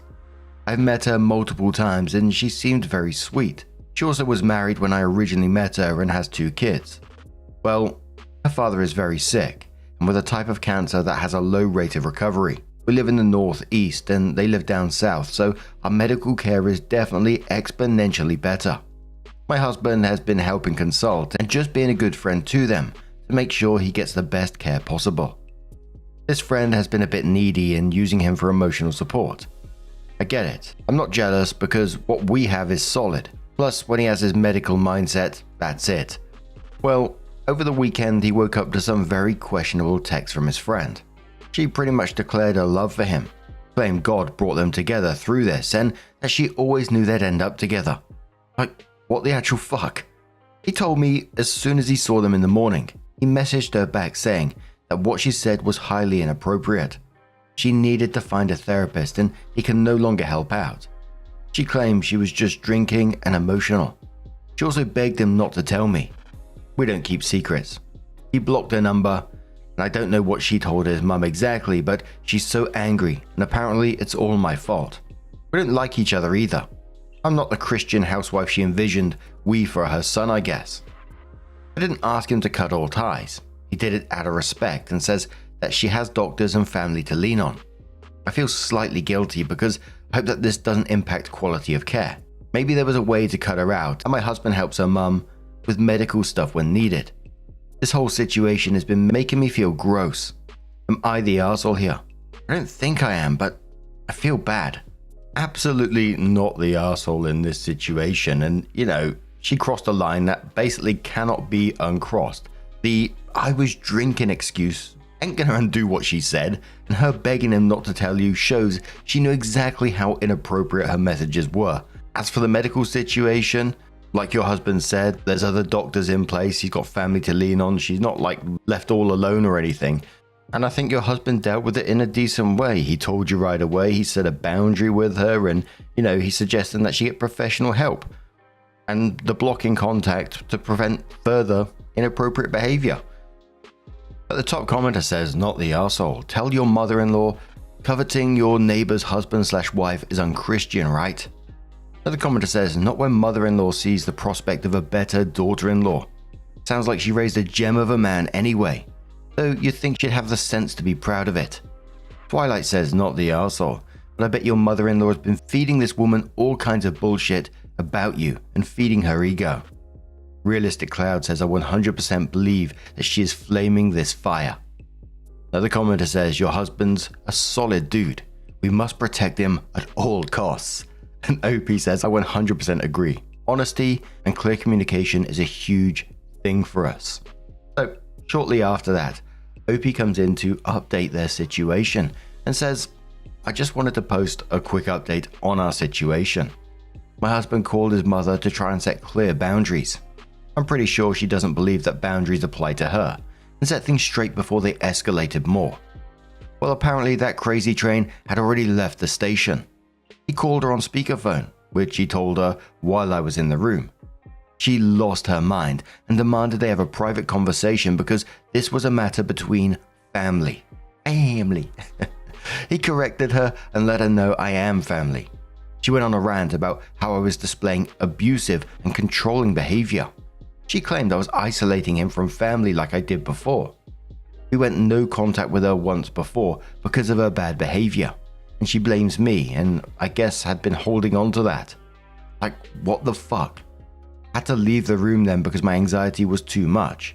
He's the most calm and level-headed person I know, and he was starting to raise his voice. About 5 minutes later, he came into our bedroom where I was trying not to have an anxiety attack. He told me he let her know how disgusted he was with her behavior and disappointed that she didn't learn her lesson about trying to interfere with our marriage. He also informed her for an indefinite amount of time that he would be taking space from her. He also told her not to try and contact me. I have her silenced already. Oh, one little fact that came out is that his mum and ex have been seeing a lot of each other. His mum has been helping with the kids, while the ex-friend and her mum are dealing with medical stuff for her dad. Just to address a couple of things. Yes, I realize I have an amazing partner. I love this man so much. I regularly tell him and show him how much I love and appreciate him, so don't worry. The reason I thought I might be somewhat in the wrong is because I've battled cancer in my early 20s. During that, I had a boyfriend cheat on me with a good friend of mine because he was overwhelmed, and they tried to gaslight me into thinking it was my fault because of all the stress. I felt so abandoned and hurt. I just didn't want to feel like I was making anyone else feel that bad. I know the situation is very different. I'm a bit of a people pleaser, working on that with my therapist. Cancer is the worst, and my heart hurts for anyone who is going through it. That includes the family of a person who is sick. I also want to say to the person who called me a narcissist because this isn't about me. I think it says more about you than me if that's what you took from my post was just that. I hope you have the day you deserve. Thanks to everyone else for the support and advice.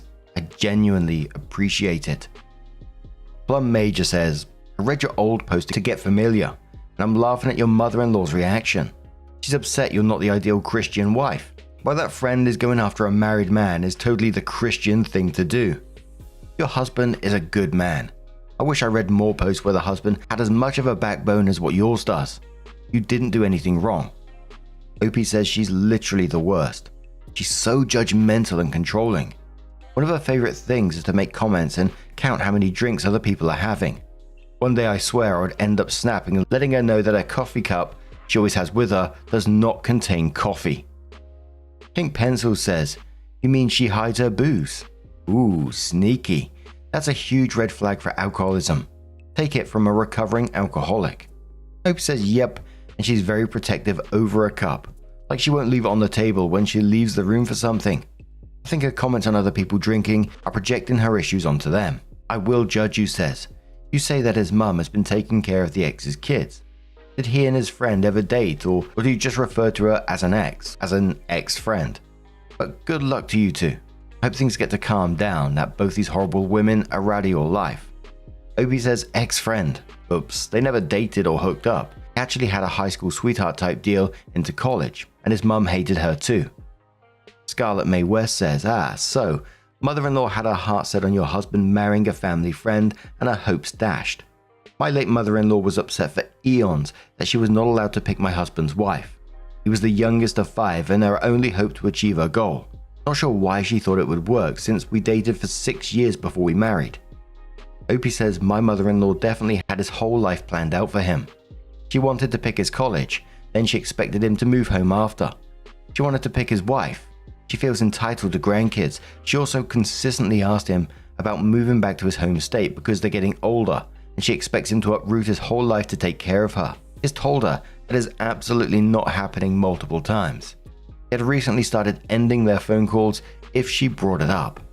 Scarlett replied to that saying, I feel for the both of you. My late in-laws believed her husband will return home after studying out of state. Mother-in-law tried to get him to change his major after his 3rd year because someone told her that his hometown needed more of a different speciality. I put another nail in my coffin when I defended him. We'd been together less than a year. As for grandkids, she was not a fan of them. Not sure if it was because grandkids meant her adult children were having sex or because she did not get to pick the other parent. Mother-in-law finally figured out that we would not move back there. However, she did try to bring up us converting one of the front rooms of our present house into a much bigger guest room with a seating area so she could sit and read.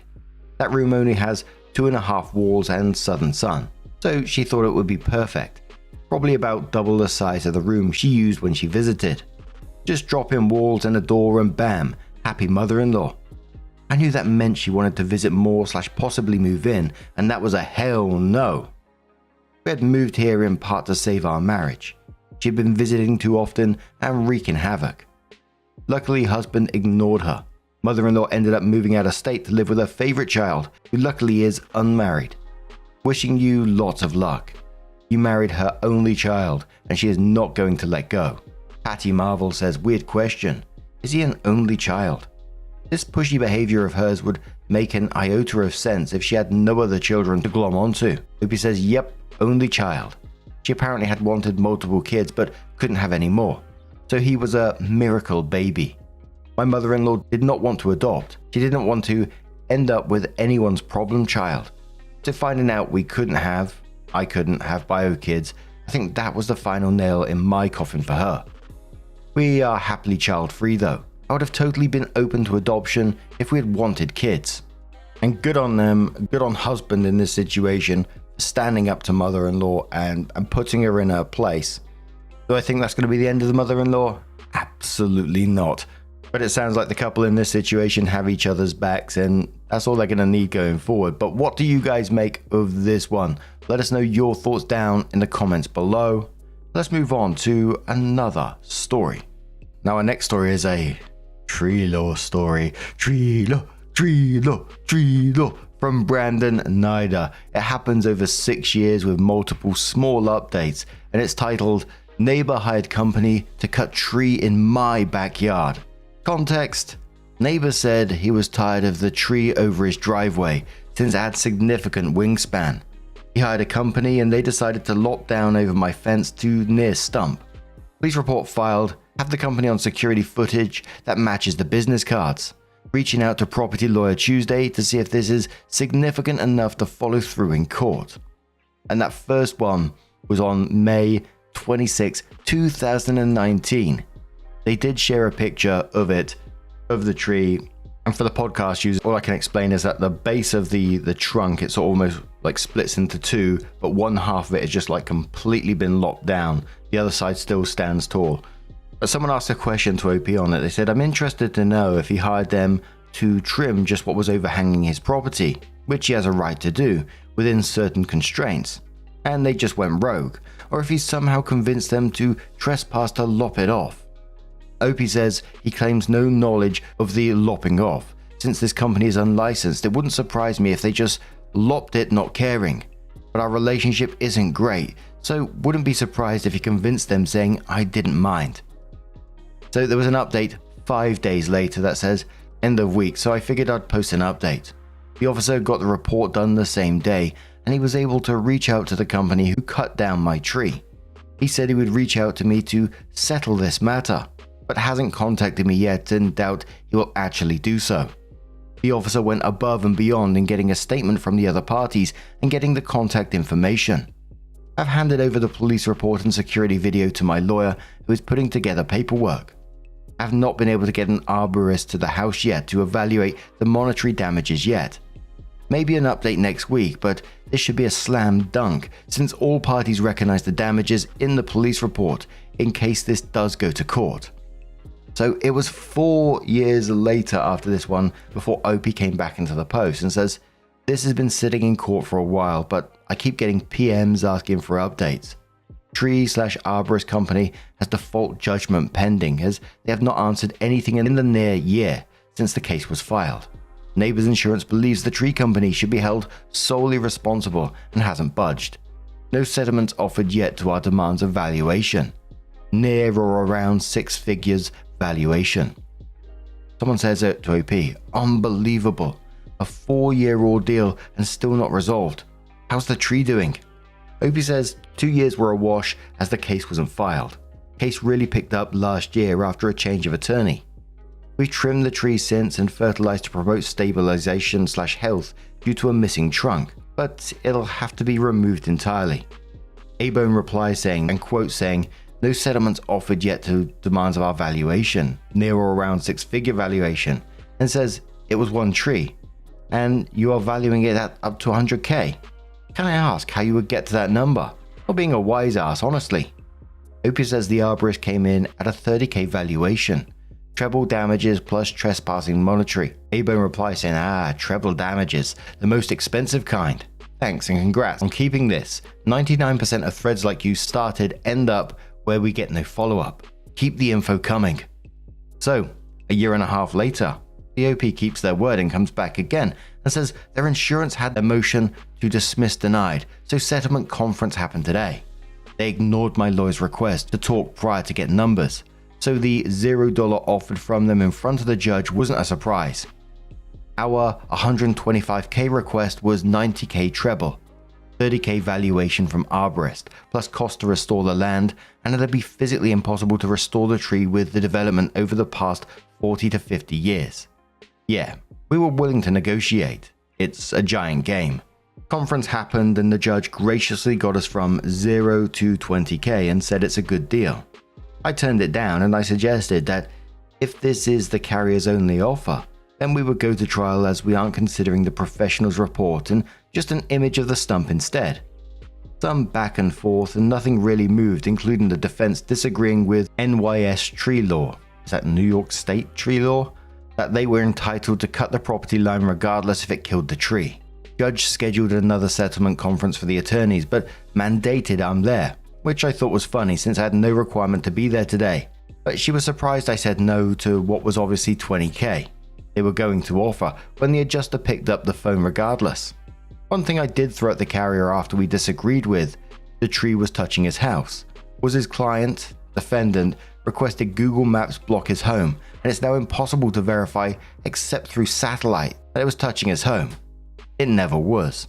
All of this is bogus talk from both parties since its settlement conference. But to me and my attorney, they're grasping at straws to get the judge on their side. So of course that people were curious and asking questions. Someone said, "Have you checked the county auditor office?" Many now have street level snapshots of each house as well as possibly higher resolution aerial photos. Opie says, "There's other methods like the county aerial maps that show you the tree never touched his property. But I believe the homeowner was just putting his foot in his mouth as he claimed to all parties that I said he can do it with zero proof. The city said he's allowed to trim up the property line regardless of any damage, injury, or death of the tree. No proof, and obviously the city's official opinion is different than on a phone call. He stated the tree was touching his home, which would suggest the tree had a 40-foot wingspan at that point, which maybe I should get the arborist to adjust his numbers if that's the case, because I don't think we went that far and high." Hairy Interaction says, "It sounds like only the other homeowner's insurance company is involved. Did nothing come from the landscaping company being unlicensed? Was there even more details on why they decided to lop it off at the base?" OP says we have a default judgment on them. No response from them since filing. Assets and insurance are questionable, so it might be blood from a stone. I assume their insurance also attempted to see about this, which is why they are hesitating to pay anything either. So it was 5 months after that one, OP came in with their final update and said, even though my last thread had some doubters that the case could take so long, the last update was the homeowner's insurance agreed to $20,000, and I turned it down and requested to go to trial. One Redditor in the previous thread said there is no way this is worth any of it. But well, the homeowners came up to $33,000, and I accepted that and rolled the dice on the tree company. The judgment came out after we did an inquest hearing, and the judge awarded the remaining balance of our damages, $63,000. And OP supplies the proof, which is a court document showing the $63,000. So yeah, some cases can take long, and to the doubters who think trees aren't worth money, here it is. Edits, lawyer is 1/3 of anything recovered. Lawyer got $11,000 so far. Me, $22,000, insurance check. We do the same split for anything we get from the tree company. And the top comment on all this says, wow, 6 years. Must feel like a relief now. 6 years of dealing with that. I mean, I know it must be in between things here and there, but it's always sort of like in the back of your mind. And I'd hate to have something like that. It would make me anxious having something going on like that in the background all the time. With any sort of court stuff going on, I remember dealing with some of my dad's stuff, and it was just over a year. And that was enough to absolutely exhaust me by the end of it. And I just felt such a relief when it was all over. It just felt like something else. But yeah, we love a tree lore story, don't we? If any of you find any more tree stories, don't forget to put them on r/Mark Narrations. But anyway, what do you guys make of this one? Let us know your thoughts down in the comments below, and let's move on to one more story. Now, our next story comes from the Am I the Arsehole subreddit from Shadow016. Just a quick warning before you get into it, there is no update on this story, so if you do want to skip it, totally up to you. The last story of this video. I know a couple of people have been saying that they don't like the stories without updates, which, I totally understand. I totally get it. Some people say that they do enjoy, a bit of a mix up with different stories. There's a lot of channels that cover pretty much some of the same stories, right? And part of this for me as well, I quite enjoy seeing your comments on the stories without the updates to see what your opinion is on these kind of things. But anyway, this story's called Am I the Arsehole for refusing to let someone check my phone after a co-worker accused me of taking pictures of her. Throwaway account. So this happened at work. I, 18 male, was on my stuff normally, scrolling through my phone and watching YouTube videos when a co-worker, 17 female, suddenly accused me of taking pictures of her. That caught me off guard. I told her I hadn't taken any photos and that I was just watching videos on YouTube. But she didn't believe me and started getting louder and kind of annoying, drawing attention from nearby co-workers. She said if I had nothing to hide, I should just show her my photos. Luckily, the manager was nearby and came over because of the commotion. We both explained our sides. The manager said that if I wasn't hiding anything, I could just show the last 2 pictures on my phone to clear it up quickly. But the thing is that I had a lot to hide that I didn't want to show. Nothing illegal, creepy or weird, and definitely nothing involving her. But still private stuff I didn't want anyone else seeing, so I refused. I told the manager I was willing to prove my innocence in other ways, but I didn't want to compromise my privacy. As a good faith gesture, I showed my phone's battery usage stats, which clearly showed I hadn't used the camera app recently. Also suggested to check the security footage. After reviewing the footage, it showed my phone was pointed at the ground the entire time, and the angle wouldn't have allowed me to take a picture of her, so I was cleared. Even so, a few of my co-workers told me I should have just shown the photos because she had the right to know if she was harassed. I told them that the evidence proved my innocence and there was absolutely no need to show anything, especially not to her, someone who I've never trusted. So, am I the arsehole? Caramel says to this, not the arsehole. Everyone thinks they're a main character these days. When I worked in retail, me and this lady crossed paths. I was looking downwards and then shifted my glasses and kept walking. Then I heard her scream, "You just looked through my purse!" Which I obviously didn't, and I told her I adjusted my glasses and looked at her like she was crazy. She was/is. The cameras were a perfect solution in this context, as it wouldn't assume guilt on anyone's end. Commenter says not the arsehole and quotes, if you have nothing to hide, just show me your phone, and says, is the rally cry of people who don't understand privacy or boundaries. You're not TSA, Susan. My phone isn't public property just because you feel entitled. Accusations don't override rights. She needs to chill. Candyland says not the arsehole. If she wanted to make allegations, then the onus is on her to prove it. The manager was out of line, suggesting that you had to defend yourself simply because she made a baseless claim. If she had suggested that you touched her inappropriately, would that set off an investigation? Are we at a point where people can't use their phones around others for fear that someone somewhere will accuse them of making recordings? If she's that sensitive, then she shouldn't appear in public spaces where she may be recorded. Does she pitch a fit over security footage too? But what do you guys make of this situation? Do you think OP should have even shown anything on their phone, the battery usage, etc.? Let us know your thoughts down in the comments below. Our next story comes from email to me, which thank you to the people that have been emailing me the stories, by the way. I am getting around to them, I promise. And it's a neighbor-based story, so I thought, oh, let's make this Nightmare Neighbors, shall we? Some of you have been calling for it recently. The title of our OP's post just says, Life in a Seaview Estate. Alright, mates. You asked for stories about nightmare neighbors, and honestly, I've got enough material from my estate to fill a bloody book. I've lived in this coastal estate for almost my entire life. Let me paint you a picture of this place.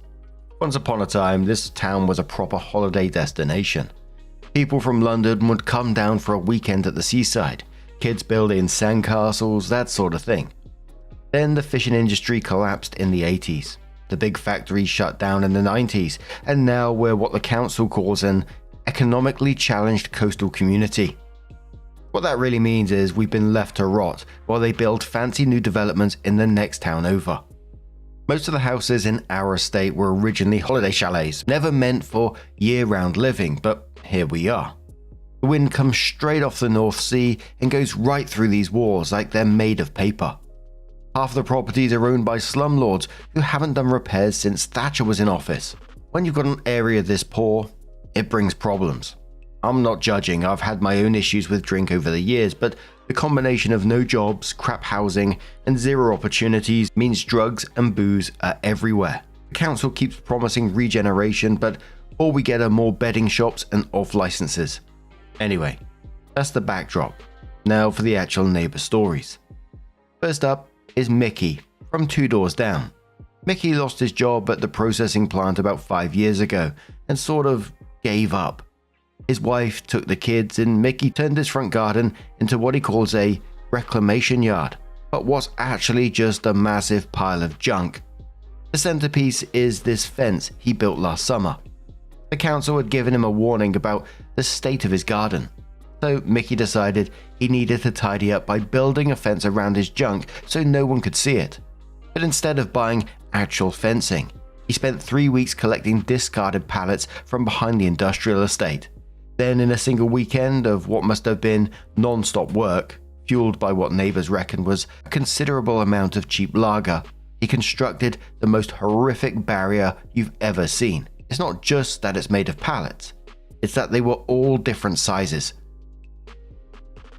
Some still have shipping labels on them, and he's secured them together with a combination of rusty nails, bits of wire, and what appears to be old belts. The whole thing leans at a precarious angle, and whenever we get a proper storm, which is about twice a month, sections of it blow down and scatter across the street. But Mickey just goes out the next day, collects the pieces, and puts it back up exactly the same way. The council's been out 3 times to tell him it's a hazard, but they never actually do anything about it. Mickey now sits in the front room watching through the window, and if he sees anyone from the council approaching, he simply doesn't answer the door. Then there's the situation with the Thompsons' place next door to me. The Thompsons moved to Spain 2 years ago, but they couldn't sell their house in this market, so it sat empty for months. Then about a year ago, I noticed the lights on inside. Turned out some lads had broken in and were using it as a place to crash. Now, I'd normally have called the police straight away, but here's the weird bit. They were actually improving the place. I watched for a week as they fixed the broken gutter, repainted the front door, and even mowed the lawn. They were quiet, never had parties, and would politely nod if they saw me. I decided to confront them one evening, just to figure out what was going on. The ringleader, a guy called Stevie, explained they were between homes, which I took to mean homeless, and just needed somewhere to stay for a bit. They promised they weren't doing anything dodgy in there, and as a thank you for me not reporting them, they'd keep an eye on my place too. I reluctantly agreed, partly because I didn't have the heart to make them leave, and partly because the police response time around here is measured in days rather than minutes anyway. The strangest part, when they eventually moved on about 3 months later, Stevie said his uncle had offered them work up north. They left the place spotless. They'd fixed the leaky toilet, patched holes in the walls, and even left a thank you note for the Thompsons apologizing for the unauthorized tenancy. The most bizarre thing was that they'd washed all the dishes they used and neatly stacked them in the cupboards. When the Thompson's son came to check on the place, he was confused because it was in better condition than when his parents left. I never told him about Stevie and his mates. Some things are better left unsaid. Dear me. The real nightmare neighbors, though, are the Kellys, in the house at the end of our row. Dave Kelly fancies himself a businessman, but everyone knows his import/export business is just a cover for dealing. His house is like a railway station, people coming and going at all hours, staying for exactly 3 minutes then leaving. Not exactly subtle. Their house had been raided 4 times that I know of, but somehow Dave always gets away with it.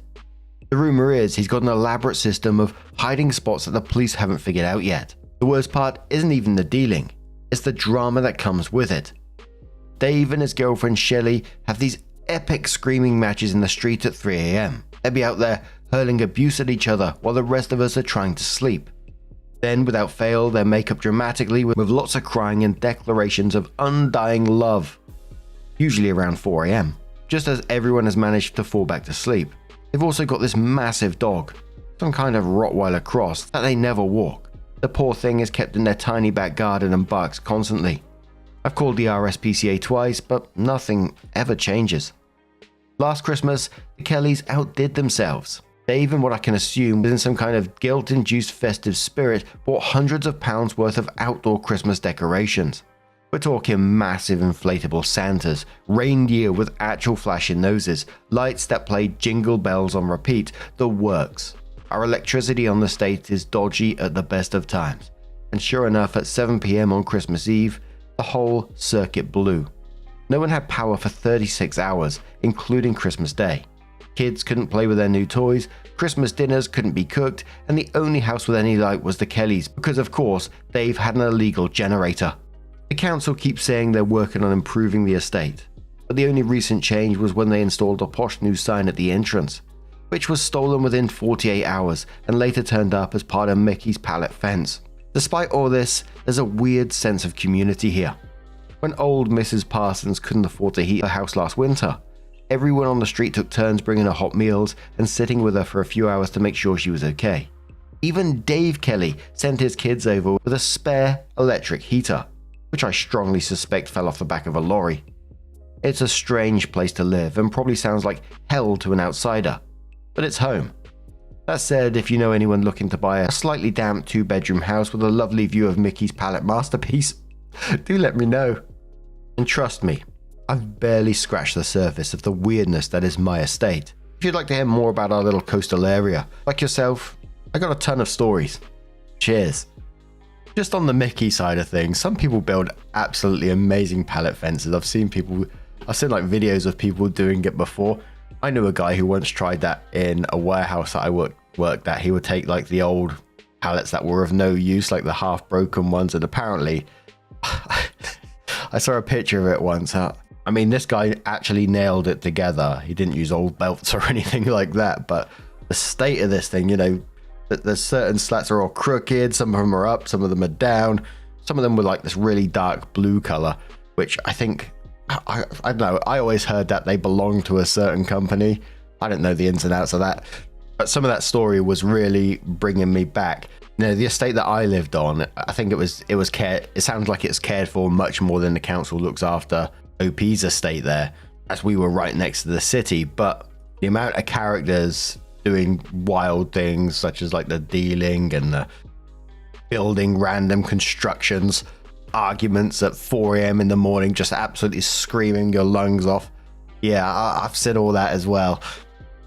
I can recall being a young teen, and I used to live in flats, so we lived on the bottom floor, and above us was another flat, and above us there was a family that's known for trouble, dealing, been arrested multiple times. One of those families that you just don't push. And they were screaming right outside my window, like at 3 a.m. or something, at some stupid time in the morning. I don't know what time it was, but it was a ridiculous time in the morning.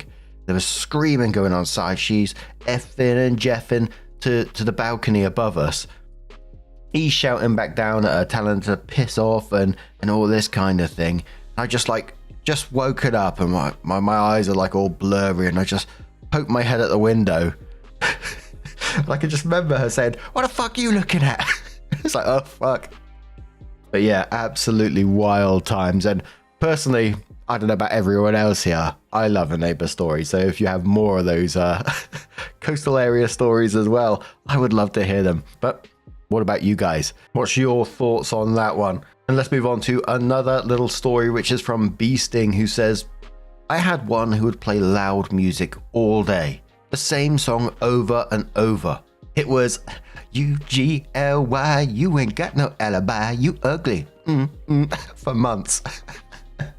He'd chuck water at my cat, open my post, yell at birds in his garden, bang on his ceiling, my floor when I watched TV, would bang on my door when I had a shower, and would loudly tell the neighbors that I had the audacity to put the washing machine on when I went out. He was a fucking nightmare, and really loud and annoying. I tried to ask him to keep the noise down a few times. He couldn't hear me knocking because of the music. Had to resort to reporting him to the council, which took months because he was a council tenant and they don't do council versus council problems, despite me being a private tenant. Anyway, he reported me for being loud, and I got in more trouble than he did. He moved out on Christmas Eve. It was so good. Toby Jack says, old man next door. Lived next to him for years, then I don't know what happened. He decided he needed his TV blaring full volume all day, every day. Tried to talk to him about it, but he either wouldn't answer the door or would scream abuse at me. So I ended up having to phone the police at 2 a.m. one morning because I'd had enough. All out war from him after that. He kept me awake late at night, then set an alarm to get up at 4 a.m. and whack his radiator with a spanner, then run it along so it sounded like a train. He knew I was up at 6 a.m. for work and must have slept during the day so he could torment me at night. Ended up with him getting an ASBO, but shortly after that he fell off a bar stool in a local pub, ended up in hospital and never recovered properly. He died after about 3 months. Not gonna lie, that first night he was away, I sobbed with relief to get a good night's sleep. I'll never take good neighbors for granted again. The next one comes from Dust Patient, who says, a neighbor on my street decided to let off fireworks yesterday. Instead of setting them off in the evening, however, he thought it'd be a better idea to set them off at 4:20 a.m. yesterday morning. He decided to set off multiple very loud fireworks at 4 a.m. on a Wednesday morning. These things were ungodly loud. I'm over 7 or 8 doors down and they woke me up, so I can't imagine how the neighbors either side of him felt. The guy was drunker than a bridesmaid on a hen party, singing and laughing loudly to himself in between lighting over a dozen fireworks, one after the other. Someone must have called the police on him because by the time I was leaving for work at 7, there was a police car outside his house. I later found out that when the police had arrived for the noise disturbance, he got louder, aggressive, and refused to stop lighting more fireworks and was arrested. It got me thinking. I'm generally very lucky to have lovely neighbors flanking my house, even with a colourful character a couple of doors down. But I'm curious about the rest of the UK. Another one says, walking home from work to my pregnant wife, I saw blood running down the street. Got to my apartment block and there was blood running down the steps. Going up the steps, I saw there was blood all over the walls. Got to my front door and it was splattered with blood. It was even on the ceiling. I tried to open the door, but it was locked from the inside. Suddenly, the letterbox popped open, and there was a pair of eyes looking up at me. The door flew open, I was grabbed and pulled inside, and the door quickly shut and locked behind me. My wife was standing in front of me looking terrified. She tells me that the guy next door we had never met was running a security business from the apartment. That day, he fired one of his employees who went home and then came back to knife his ex-boss. I don't know if he survived, but we moved right after that. And there was a little confusion in the comments below this one about whose eyes was looking through the letterbox, which I'm not sure if you have them in the US. You have mailboxes, don't you? I'm not sure if you have letterboxes, but it's basically a flap in the door that you can post mail through. But OP confirmed it was his wife's eyes that were looking through the letterbox, not the guy. The guy didn't get into the apartment and pull OP in. It was the wife. But what an absolutely terrifying situation to return to. But Irony Lace says, I lived in a townhouse style apartment before I got married. It was me and my roommate upstairs and a guy and a roommate downstairs. One of the guys had a girlfriend and a baby that was over all the time and eventually moved in, along with one of those little terrier dogs which weren't allowed to have. Cute dog, but it would poop all over the common entrance that we shared and didn't pick it up. Eventually the roommate moved out and it was just the couple, the dog and the baby. The walls were really thin and we could hear the couple screaming at each other and the baby wailing most nights. She didn't work and was there all day. So if a door accidentally slammed or you walked down the stairs too heavily, she would come out and yell that you were going to wake up the baby. The Saturday we moved out, we bumped the wall trying to carry the couch out to the truck and she came out and screamed at all of us. We also had assigned parking and she liked to park in our spots. It was a nice apartment, but I was glad to get out mostly due to them. I felt bad for the guy. He'd always been pleasant and seemed really embarrassed by her behavior. Mullenberry says, my parents' next door neighbors are terrible, the wife in particular. When their kids were in school, the mother would sit in the driveway at 6:30 a.m. and honk the horn until they came outside to leave for school. One day my mum asked if they could refrain from doing that. Oh hell no they can't! Honking continues, then everyone in the house decides to honk several times every time they pull out the driveway, just to be pricks. They still continue to do this years later. They accuse my mum of having a garden on their property. My parents have lived there for 25 years. Garden has been there for 25 years. They call a land surveyor who laid out the edges of their property. Sure enough, garden is 4 inches over the line. This lady goes nuts, spray paints a huge neon orange line between the yards, digs up the garden, puts a tiny fence in it, then starts storing their trash bins on the area. In the back corner of the yard. Super inconvenient if you ask me. Keep in mind that this is a neighborhood with a civic association. You're not allowed to even put up a fence without voted on permission. She accused my parents of putting dog shit in their yard. My parents don't have a dog, but this family has 3 wiener dogs that don't get walked. She stomps over to my parents' house and starts screaming. My dad dealt with her. He said she was screaming nonsense and seemed super paranoid, that my mum was plotting against them and sabotaging their house. The whole thing is weird. Don't be that guy says, my neighbor at my parents had OCD for sure. He would mow and leaf blow his yard every day. Every single day. If it rained the second it stopped, he would go out there and mow and leaf blow. He would leaf blow his roof. Then he would leaf blow his cars. Then wash his cars. Every day. He either had OCD or hated his wife. He never talked or waved to anyone either. Strange dude. The neighborhood kids did super glue a leaf to his driveway. I wish I was there to see his reaction. Edit, just to add a bit to clarify. It wasn't like this guy was obsessed with his lawn. In fact, it really wasn't all that nice. He would actually mow it every day. I've seen people always outside gardening and shit, but he just mowed and leaf blew every day. There had been the days where the blade of the lawnmower didn't even touch the grass. He would leaf blow the yard despite nothing being on the lawn. It would seriously have been faster for him to just walk over and grab the 4 or 5 leaves that would be on his yard on a given day. My family just always dealt with it. It's his yard, he has a right to do whatever he wanted on it, but my god, the sound of his leaf blower would just drone on forever. My next door neighbor blew a gasket on Sunday morning and walked over and yelled at him one day. He stopped and did his daily blow and mow in the afternoon. And Bruce says, God damn it, my eyes lit up when I saw this one, but there were already 1,100 comments. Anyway, me and some roommates had a neighbor, an old lady and her son, who was in his 40s probably. Honestly, we never did anything that we know of to initially get on their bad side. We'd always be sitting on our front porch drinking beers, and when the son would come home from work, he'd always do the same thing. He wouldn't look at us, he'd just say stuff in this creepy grumbling voice like, I'm gonna cut your dicks off. I'm gonna run you over with my car. This was just as he was walking into his house, and he'd always quickly shut the door. He called the cops on our dog for being out in the yard. Dog at large. At least 6 times. His mum was once raking leaves in her yard. She raked them into a giant pile next to the fence, then picked them up and threw them over the fence into our yard. Seriously, the same amount of effort would have put the leaves into a bag. But here comes the coup de grace. They were having a yard sale, so we thought we'd fuck with them, thinking they'd behave themselves with customers around. We sat on our porch and just watched all day. The son was getting really aggravated. He would periodically say stuff like, "What are you dipshits looking at?" To which we'd say stuff like, "What are you going to tell your mum on us?" Admittedly childish, but we were sick of this dude. Sick of hearing his shit. Sick of dealing with the cops every other week. A few hours go by, he pulls out a gun and points it at us. My buddy closest to the door ducks inside and calls the cops. Me and my other roommate are on the verge of shitting our pants, totally frozen. The 2 or 3 older ladies browsing their shitty wares are totally shocked, speechless, and petrified.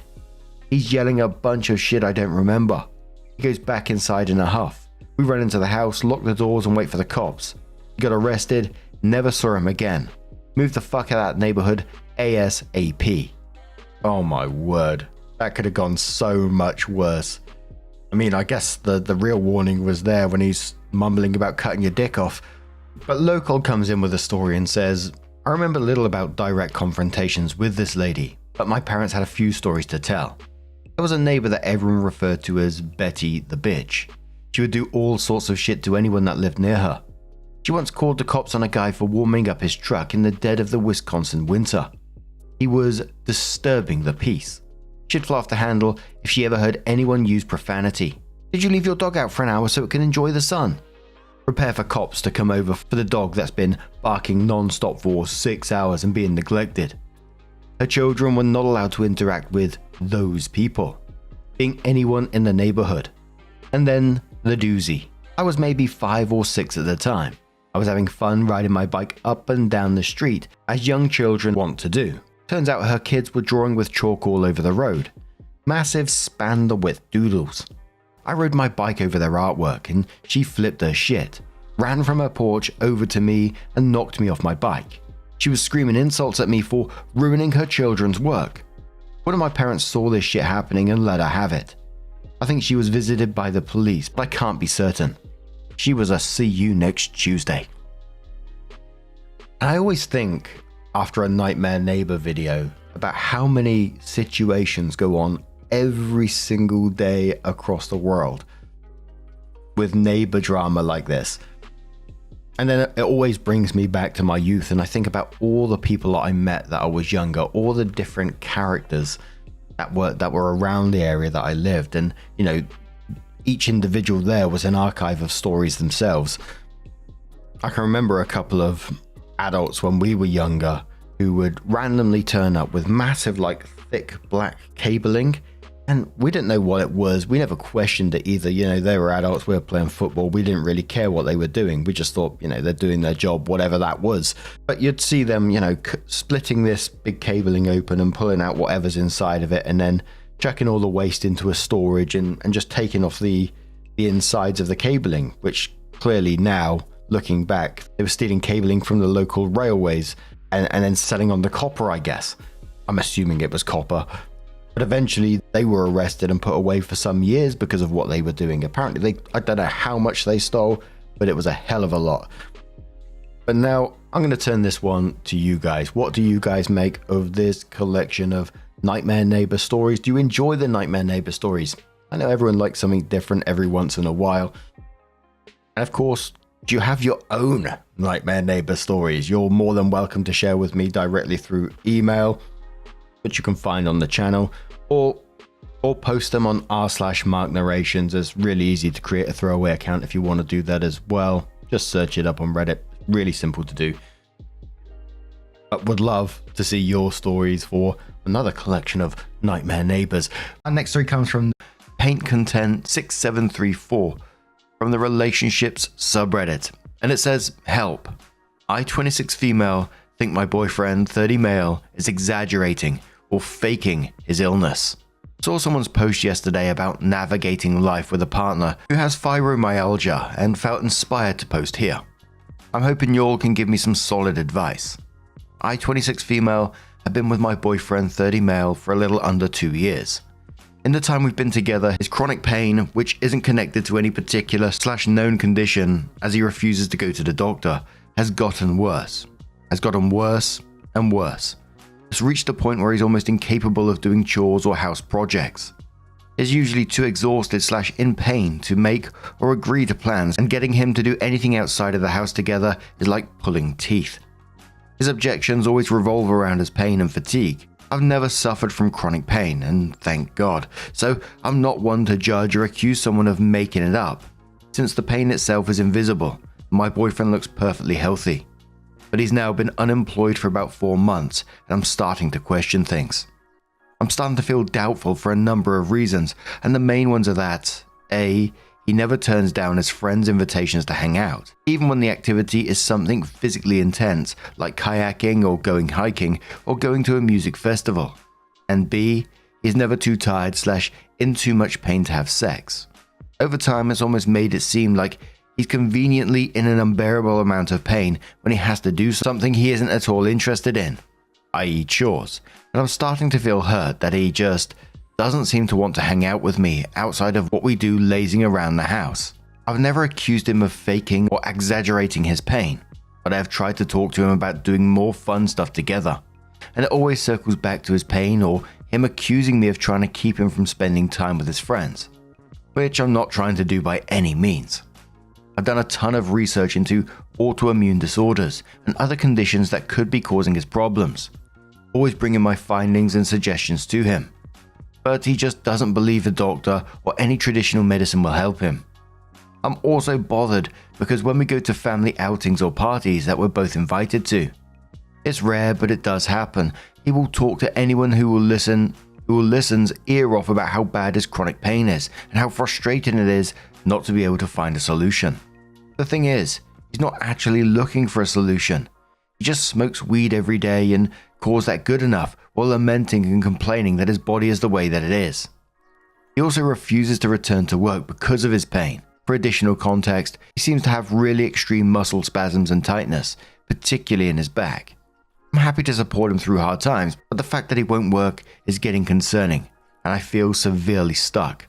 I'm not interested in supporting him financially on a long-standing basis, but at the moment, I partially am by covering some of his expenses. If this post makes me a total arsehole for questioning the degree of my boyfriend's chronic pain, so be it. I just need help and answers.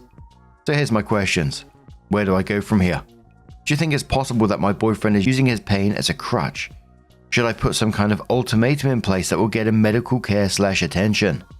Your advice is appreciated. So the top commenter on this one, Watermelon Sugar 47, says, even if he does have a chronic illness, he isn't doing anything to get diagnosis or treatment, and is willing to push on for things that benefit him and only him. He also developed a drug addiction he has no plans of curbing. I'm chronically ill. I'm busting my ass trying to find answers and help because living like this sucks. I do everything in my power to support my partner and care for our home. Or sometimes that's not a ton. I always prioritize contributing to my household over kayaking, which, even if I could push through to do, would put me down for a week. This man is using and taking advantage of you, disabled or not. He has dumped this on you without you consenting to be his financial caretaker.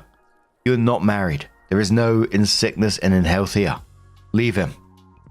Another commenter says, this right here. It is one thing if he was busting his butt trying to find a solution, but he's doing nothing. He's unemployed and not searching for a solution to get him back to work. Is he on unemployment? What are his plans for contributing to the household? Considering his inability to function, do you see yourself continuing a life with him? And what would that look like? It's big questions. Do you want kids? Do you want to travel? Is he an excellent homemaker?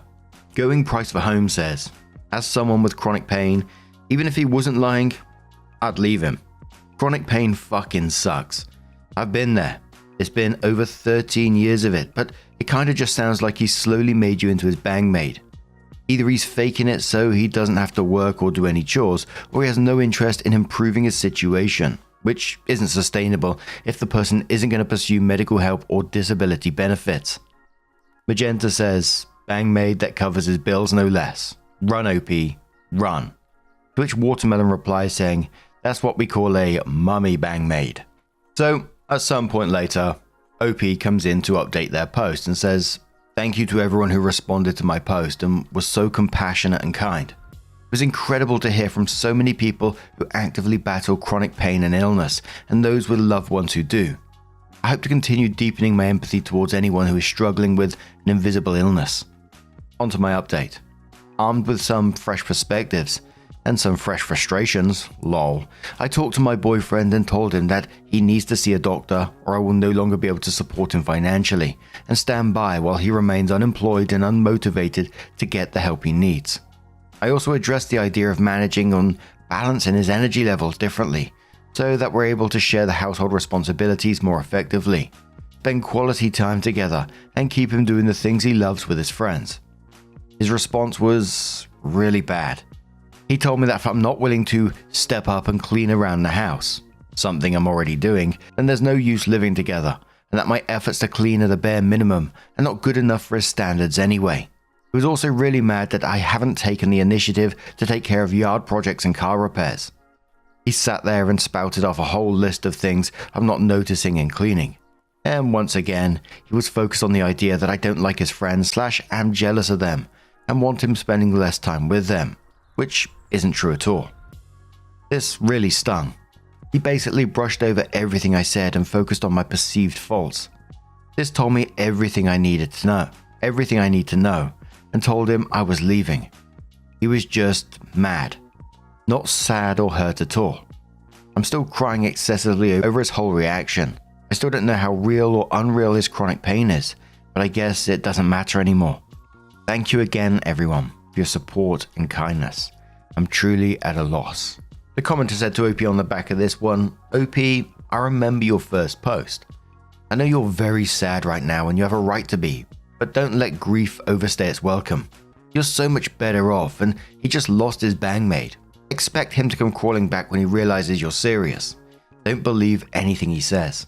This internet stranger is proud of you. You deserve someone who can be your partner regardless of whether they have an illness.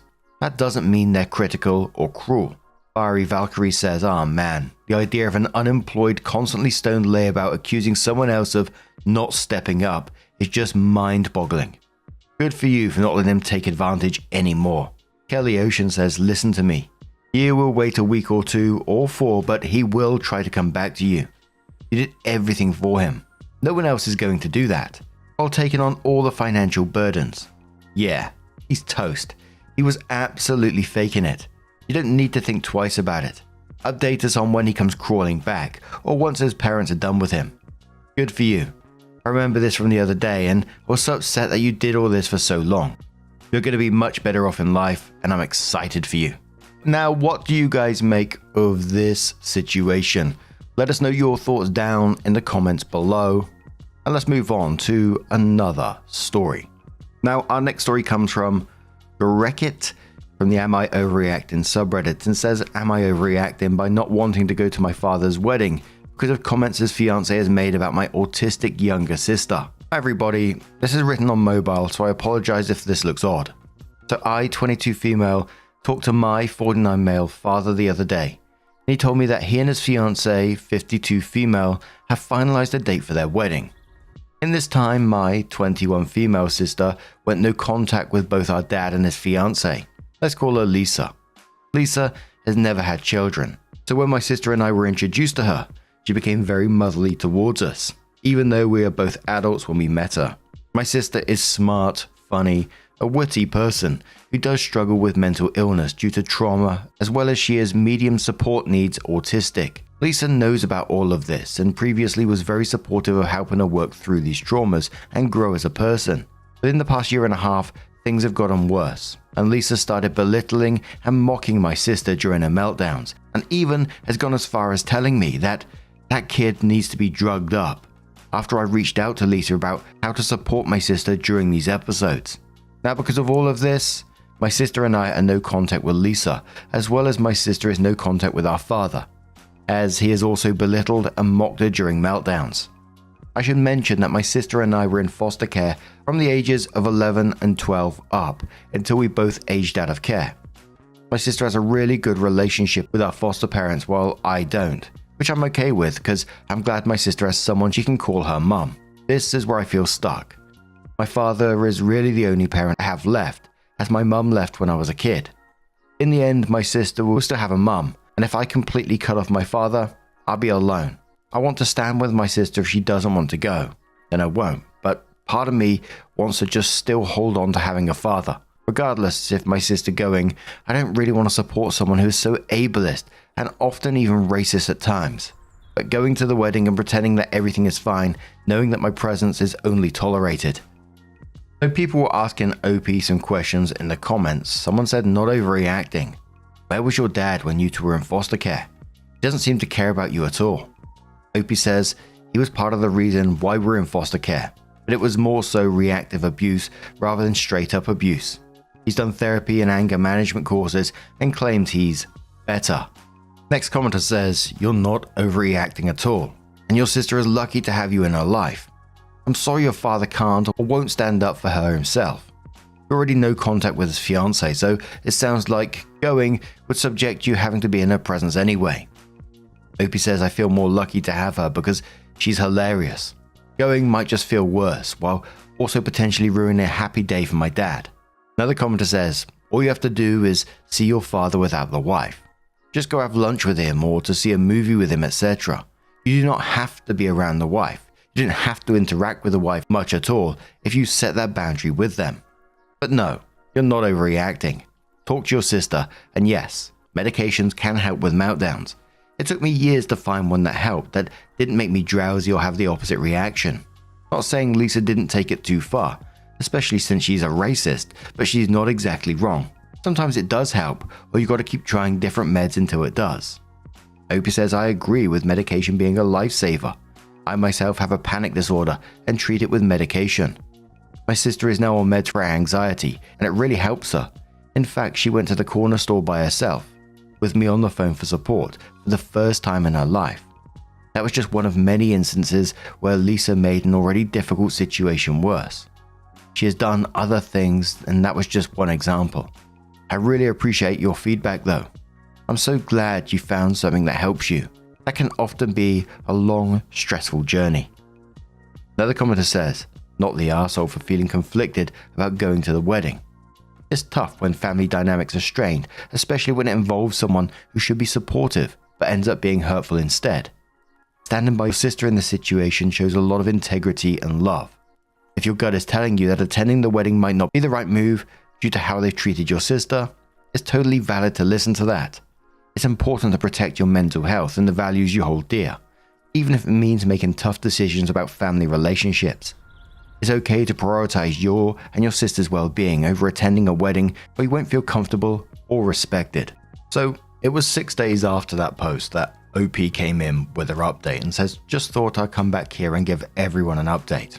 I apologize for taking a bit to update. Unfortunately, this isn't a very positive update. On Thursday, I received the invitation to the wedding and had a conversation with my father, and I found out that he hadn't even invited my sister whatsoever, or even told her about it. After finding that out, his half-assed, in my opinion, reasons why he didn't invite her, I decided not to go to the wedding. That ended in a huge fight and a lot of hurtful things were said, and I've decided to completely cut contact with him and Lisa. After talking to him, I called my sister and let her know what happened without getting into too much detail and stressing her out, and she thanked me for always standing up for her. While it has been difficult and there's been a lot of tears, I think I made the right choice, and my partner and roommates agree, and they could see every time I talked to my father, it would end in me having a meltdown. I'm thankful for everyone who left a comment. I made sure to read every single one, and I appreciate everyone taking the time to read my previous post. I hope everyone has a wonderful spring. Commenter said to that one, you made the right call.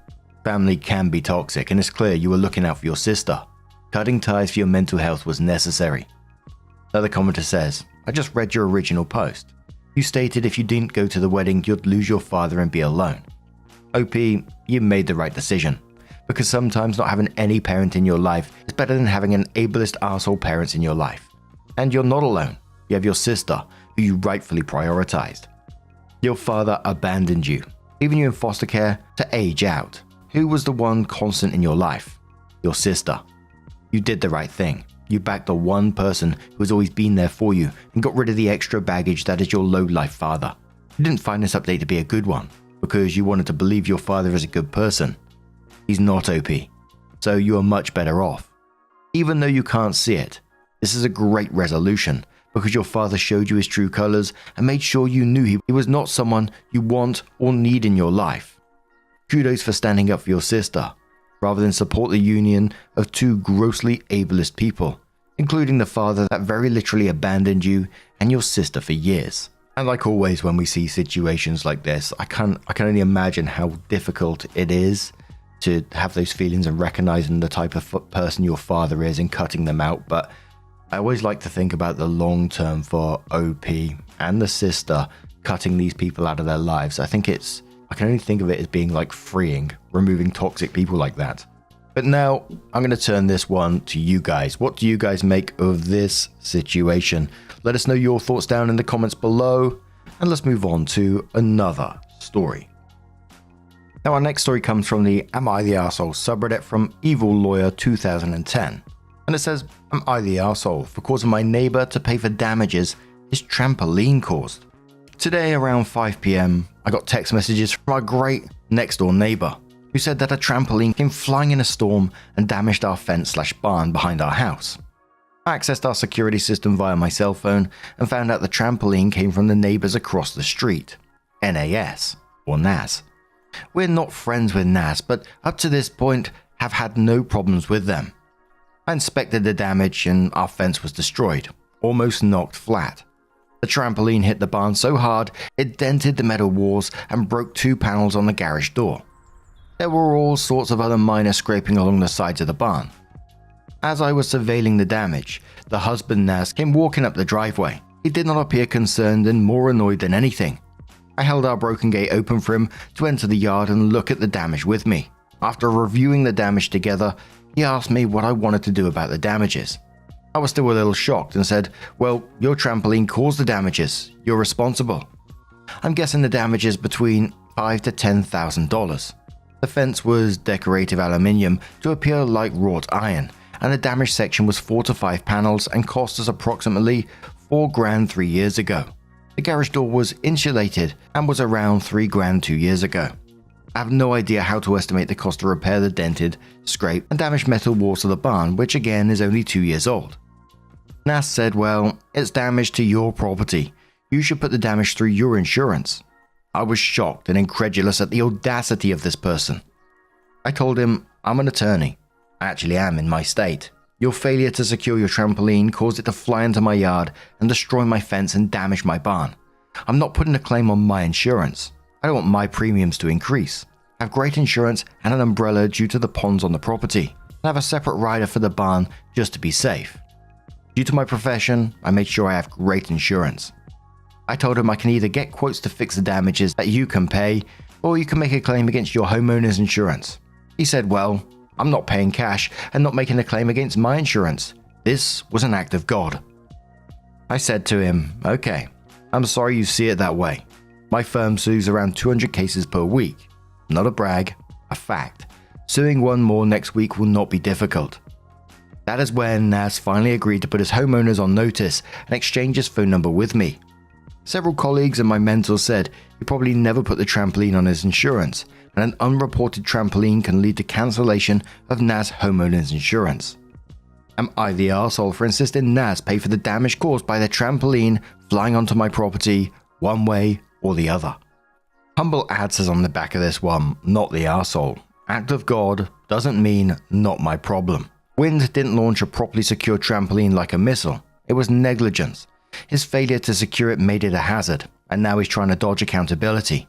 He doesn't get to offload the cost onto your insurance just because he doesn't want his premiums going up. Lucas of the North Star says not the arsehole, as it only makes sense that they should take responsibility when their property causes damages to your own. However, what gets me is you write you're an attorney, OP. So why are you even posting here about this situation? as I feel like you of all people should know regardless of if you look like the arsehole or not. Your property is your property, and if someone else damages it, then it's hell and high water. Or trampolines. I say this in a joking manner. In my opinion, and hypothetically asking, aren't all attorneys by law you're the arsehole? Joking. Please don't sue me. Though seriously, you did remind me my trampoline isn't fully secure, as I took the bricks off it during the winter for other projects. And one more comment from exciting Pre-Nup 1526 who says not the arsehole. His poor planning and execution is not your problem. Honestly, if he didn't want to involve insurance, he should have opted to pay out of pocket, because his insurance may drop him, or raise his rates, or refuse to pay. Then he's still left paying out of pocket. But now, what do you guys make of this one? I've seen some videos around of those trampolines flying in all sorts of crazy weather, but what do you guys make of it? Let us know your thoughts down in the comments below. Our next story comes from Carplast, who says, am I the arsehole for trying to get my neighbors to not block my front door? I, 32 female, live in New York City. I recently moved into a small building, 3 stories, 6 apartments in total. My apartment is a ground floor unit. From move-in, a neighbor, 40 female and 40 male, has been storing a large stroller in front of my front door, which poses problems every time I have to come and go from my apartment. It is also against fire code and explicitly forbidden in the building leases.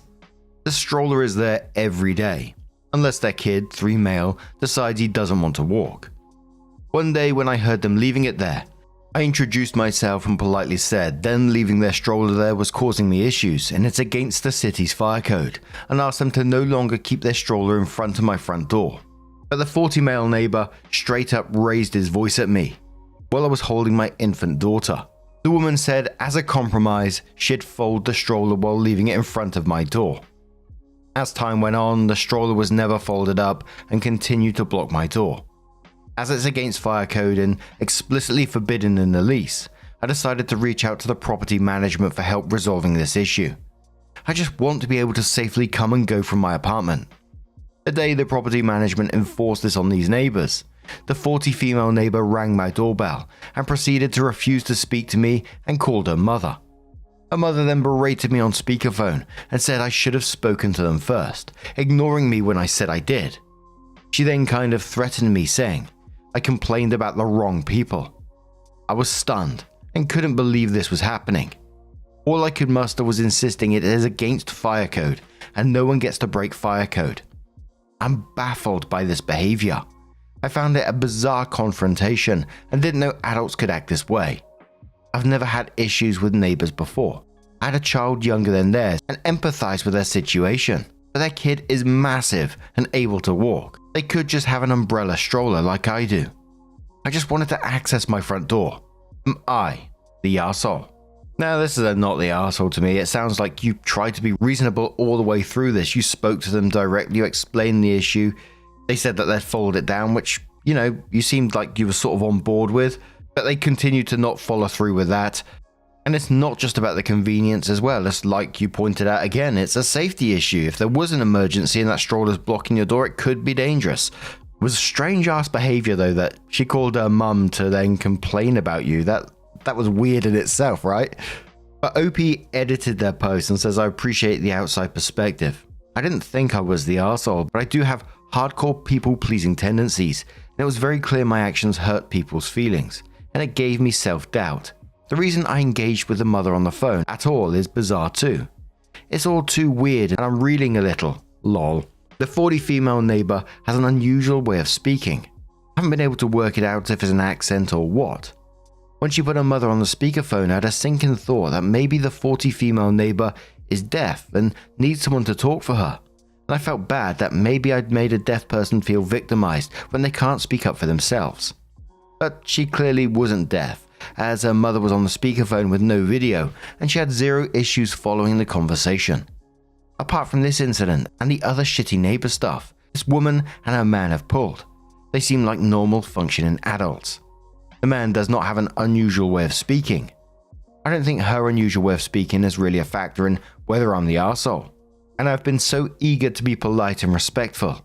It became clear pretty quickly the phone call wasn't really about helping in the communication, but just messy people expressing their anger as much as possible. But yeah, that's why I let the phone call happen. Messy. Commenter says, not the arsehole. Why didn't you just close the door on these arseholes? Just report them again for harassment to property management. Start videoing any interaction with them. OP says 100%. I was kicking myself for not recording it. It wasn't a long interaction, but it went on too long. I kept hoping I could make it rational. I'd recommend to anyone recording interactions if you think it might get pear-shaped.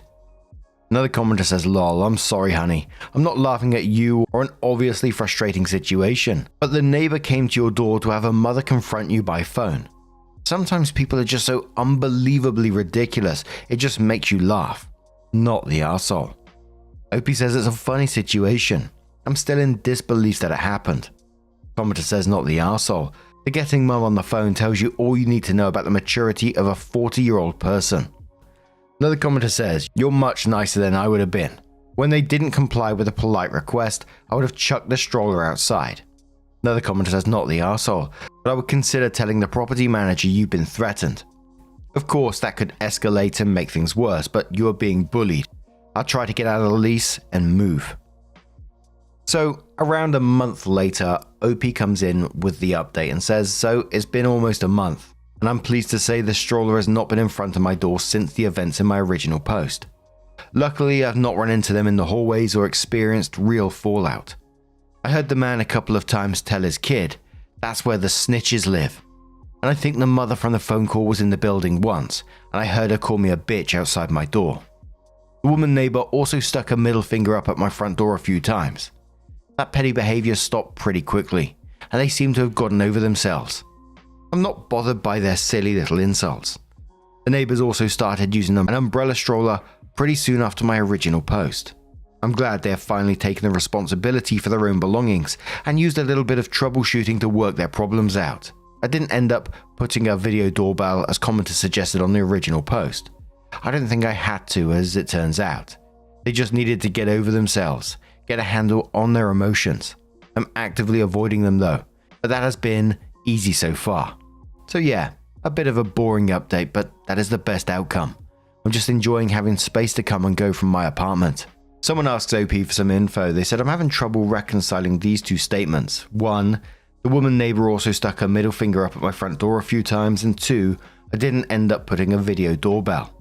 Without video, how would you know someone is flipping off your door?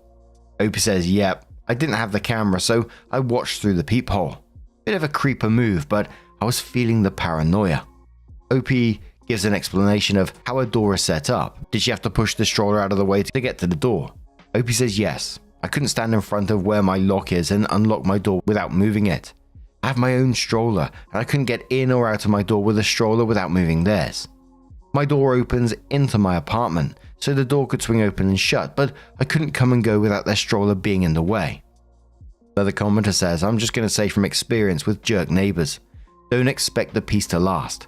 People like that tend to fall back into their old patterns. At least it's quiet for now. Hopefully, it lasts for you. Commenter says, you are not a snitch, not the arsehole. You talk to them first and ask them to move it. It's not snitching when it comes to safety. You have a small child and so do they. And it seems like you are the only adult in this situation. They were not respecting the boundaries set by your apartment, nor the one you redrew by asking them not to park there. They didn't even respect the promise they made. Another commenter says, I would still put up a video doorbell as soon as possible. Your neighbors are definitely arseholes, and you never know how long they'll hold a grudge.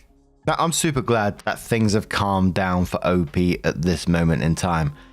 Personally, I would still strongly suggest getting a video doorbell, just simply because, and this might be projection because of my past and people that I used to grow up with and neighbors around that particular area that I talk about every once in a while, petty people like that rarely change. The fact that she's walking past your front door and sticking her fingers up at the front door, not knowing if you're on the other side or not, it just says it all to me, really.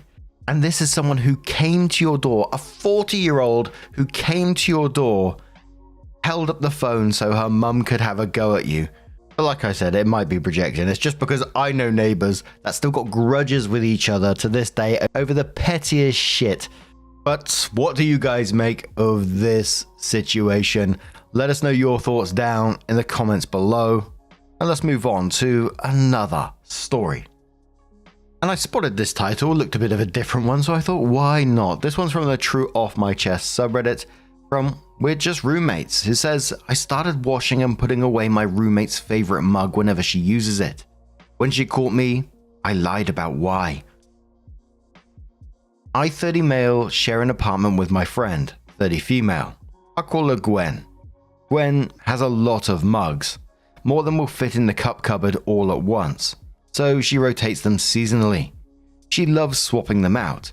I asked why, and she says it's like getting new mugs every couple of months. But there are 2 mugs in her collection that never leave the kitchen. They are rarely in the cupboard because the second they are washed, she uses them again. We have a dishwasher, but it's broken. Part of our chore division is that we each take care of our own dishes. The thing is, I know she doesn't like doing her dishes. It's a sensory thing, but she insisted that we do our own dishes, and I thought that was pretty fair. I also know that Gwen's most favorite is a Spider-Man mug. She's never told me that.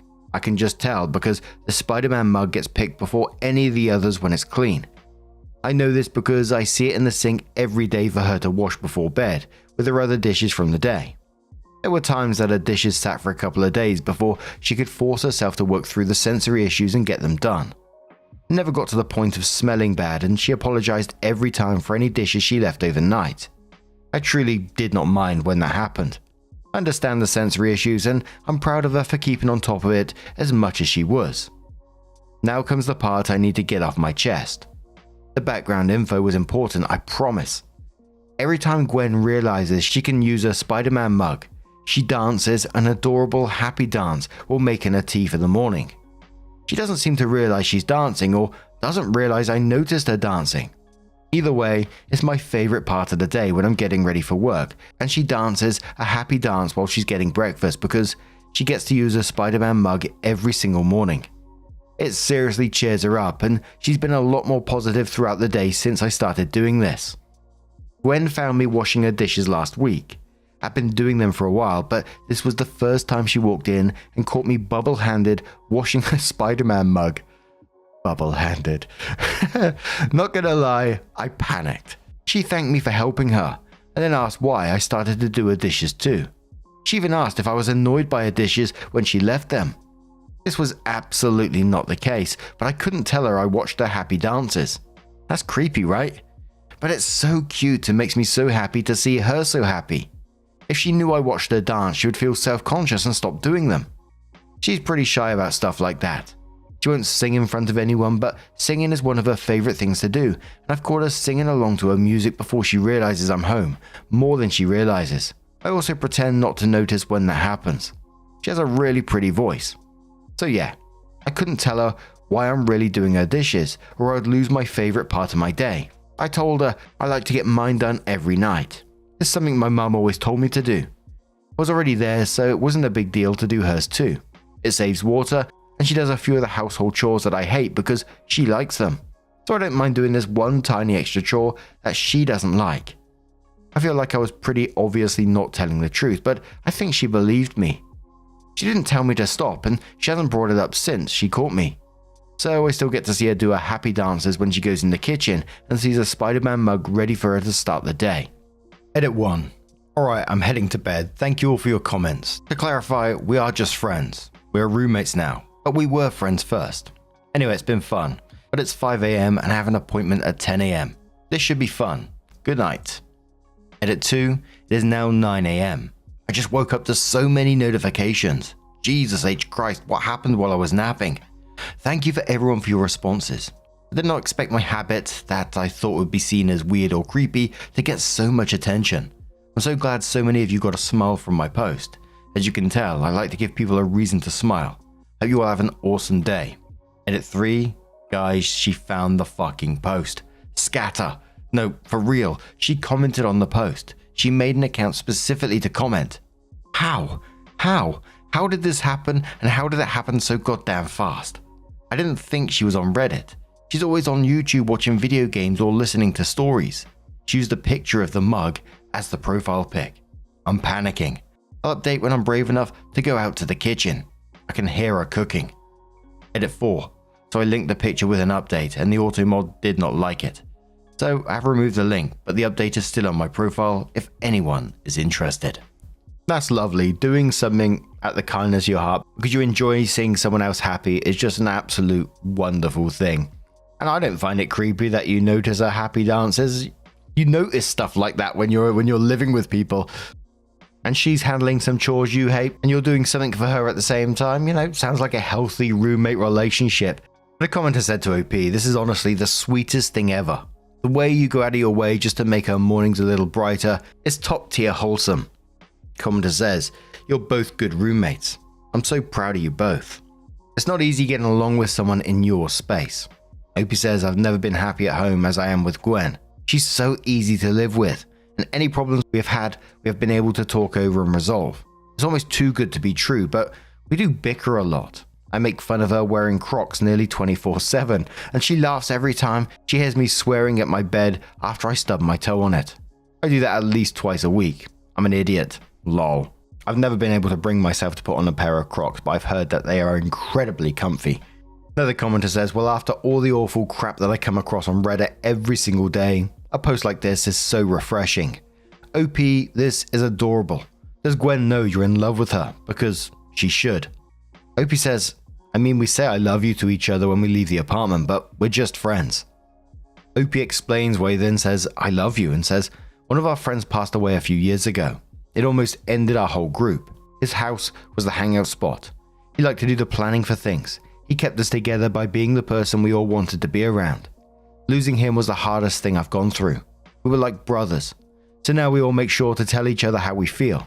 We ask for help when we need it, and we always say love you instead of goodbye. On how they met, OP says we met through a mutual friend group, and when we realized we were both looking for a place to live, and we got on really well, it just made sense. So far, it's paying off. OP adds a little pic of the mugs and then says, and wait for it. Update. I can't actually post an update in the true off my chest so soon after my first post, so here's a small update. We talked a little bit over breakfast. I'm officially a fan of tea now. She thinks I'm an idiot and I agree, but she's not mad about the post or about me creeping on her mug inspired happy dances. All said and done, I think that post was making the best 5 AM decision I've ever made. Gwen says hi everyone.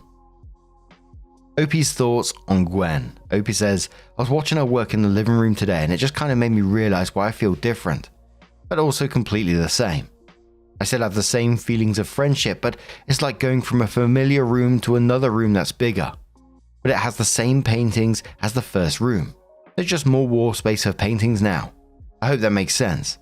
I said it to Gwen and she asked if I was high. Lol. OP then added a picture of their chat exchange, which just said, Gwen said, you're a dork. I made you tea after your Zoom call. This was on Reddit, by the way. OP replied to him, what mug is it? So I know how this is about to go down. Gwen added a snoo smile and said the pumpkin won. Commenter said, wait, for real, are you together now? Because boy, you've fallen hard. OP says the pumpkin mug is a second favorite, if that tells you anything, and it should. I can neither confirm nor deny what conversations were had over tea and toast this morning. For real though, we're going to do an update. We want to have more time to discuss things and figure out where we land, and we will post an update once we feel more comfortable. The fallout from this post has been a lot to handle on top of trying to figure out how to share without oversharing. We're usually pretty private people. I never imagined my silly post about doing the dishes would end up changing so much. But I wouldn't change a damn thing. Commenter says, congrats King. You're all meant for each other. None of your mugs better outdo her favorite mug.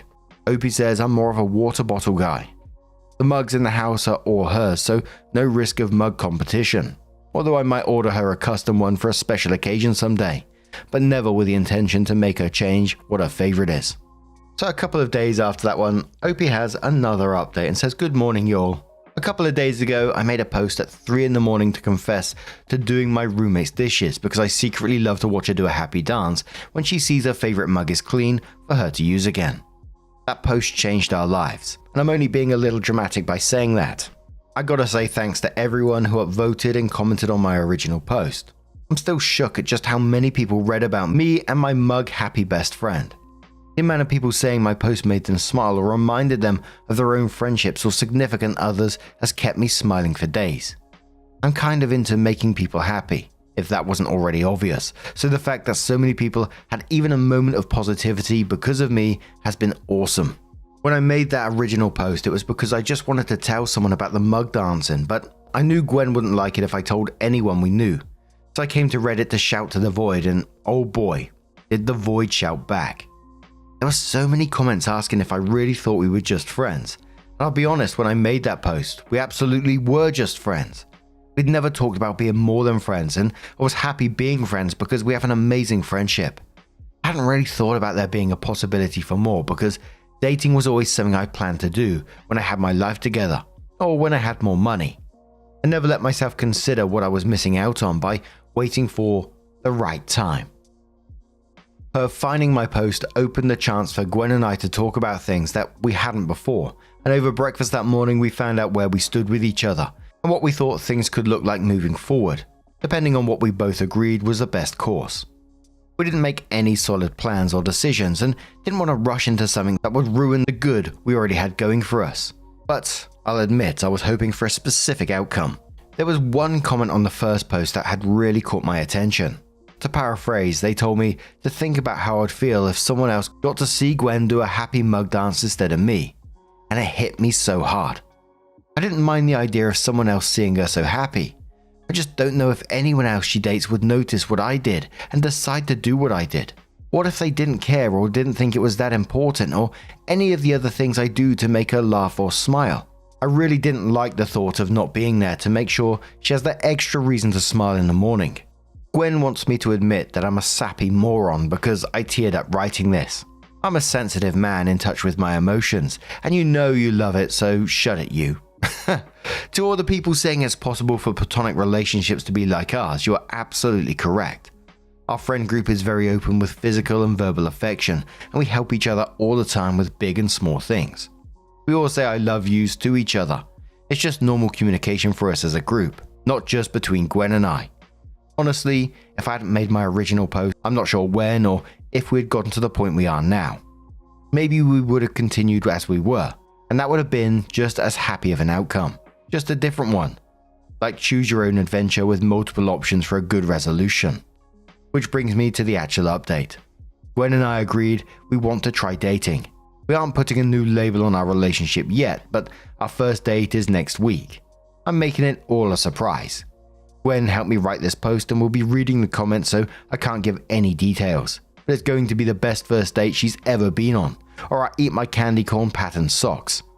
I think she might be the one for me, and I'm going to take every chance I can to make sure she thinks the same about me. Do something kind for your loved ones for us, and everyone can and should find something to happy dance about. It makes life more fun. Love, Gwen and Peter. So, a commenter says to OP after this one, yippee, it finally happened. I'm so happy for you two, and kinda jealous too. I have a friend that makes me really happy, but the chances of us dating is close to zero, so I hope everything goes well for you two, and please promise me that, and especially her, that if it doesn't work, you remain being friends because your relationship is really pure. Thank you for the update. OP says, yeah, we're definitely being very cautious about taking this step. There'll be lots of conversations and checking in to make sure we don't mess things up. Commenter says, the only thing I can say to both you is this. You have a charming innocence around you. Don't take it for granted. Be aware of it, treasure it, and nurture it. This doesn't have to end, and it can get better. Always assume the best of each other. Be kind and don't be passive-aggressive or hold grudges. OP says we both come from pretty dysfunctional families. Half of us don't even talk to each other, and I haven't seen my mother in years. Thank the Lord for small mercies, lol. So when we agreed to be roommates, respectful communication became our top priority. Commenter says, this isn't quite on topic, but OP, how did you find such an empathetic and close group of friends? I've always wanted that and have a hard time connecting with people. It sounds really wholesome.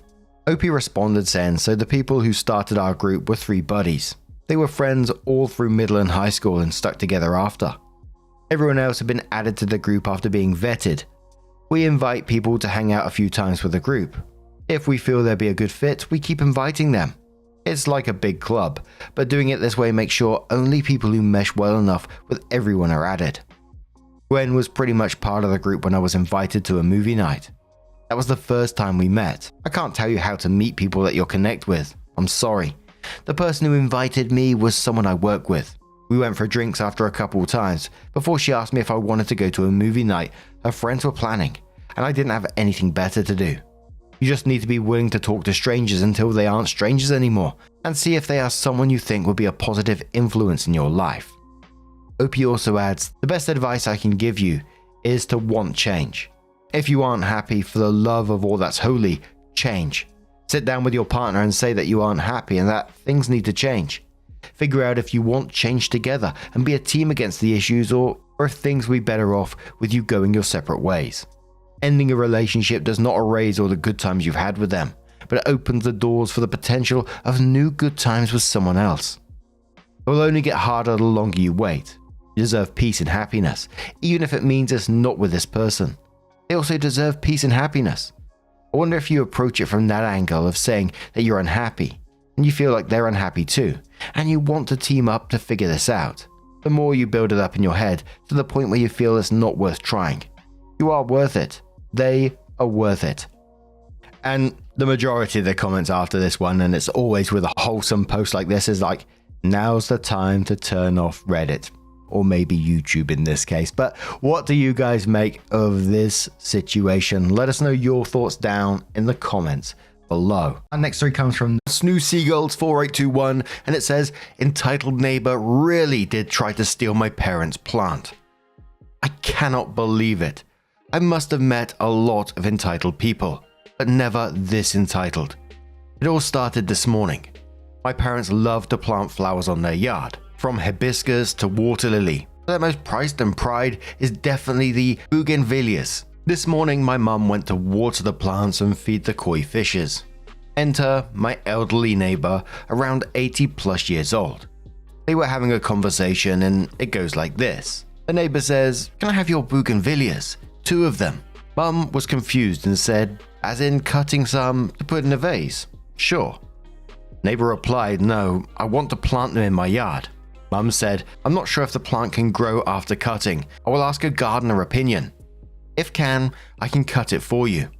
Neighbor replied, "No, just dig out yours and put it in my yard. I have 2 empty holes and thought of your plants." Mum said, "What?" Neighbor said, "I like the red ones. When can you dig them up and put them in my yard?" Mum says, "I just bought those. I cannot give you those yet because it is still in the process of growing." Neighbor says, "Then let it grow in my yard. No need to wait for it to grow." Mum was getting frustrated and said, "Sorry, but no. If you want to, please go and buy the plant at the shop." The neighbor kept insisting my mum, even dragging my dad to give it to him for free. When they would not budge, he kept cursing and left. What? Update. That neighbor decided to injure my other neighbor's dog. We'll update when he came back from the veterinary clinic. Bamf said to this one, "Keep an eye out. There is a good chance that you're going to wake up to 2 holes in your flower bed." No Heat says, "And the neighbor will have 2 lovely bougainvilleas in their yard." Reddit says, "Such a coincidence." Lopsided Disaster says, "Dementia." Ethan replied to that saying, "Yes, this sounds 100% like someone who is suffering from dementia. We revert slowly and brutally to childhood. Think about a conversation with a 3-year-old. I want siblings' toys. You can't have it yet. It's hers and she's playing with it.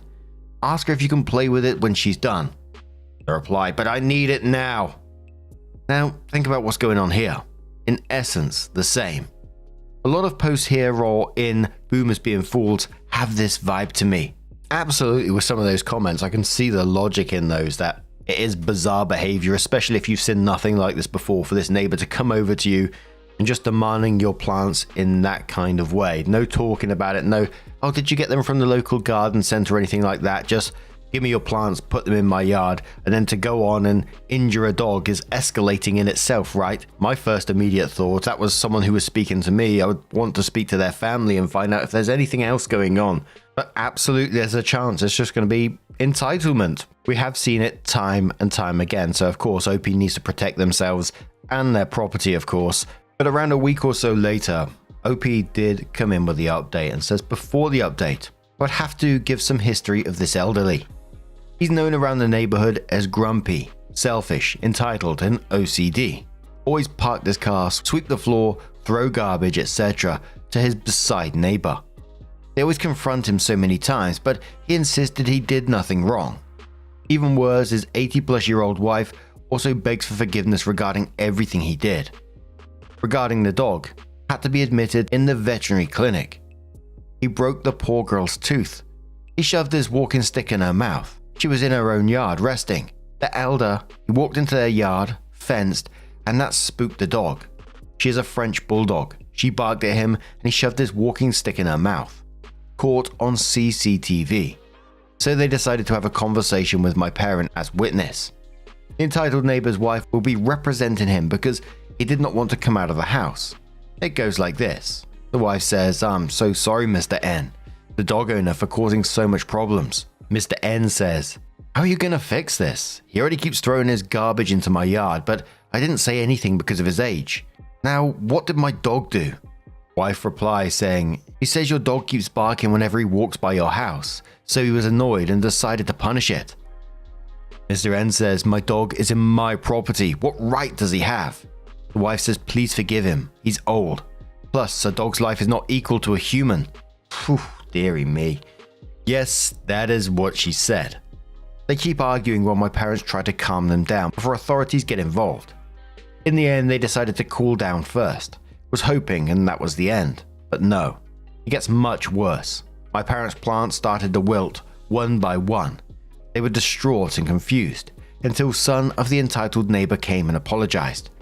Turns out he did try to steal not just the bougainvilleas but also moth orchids.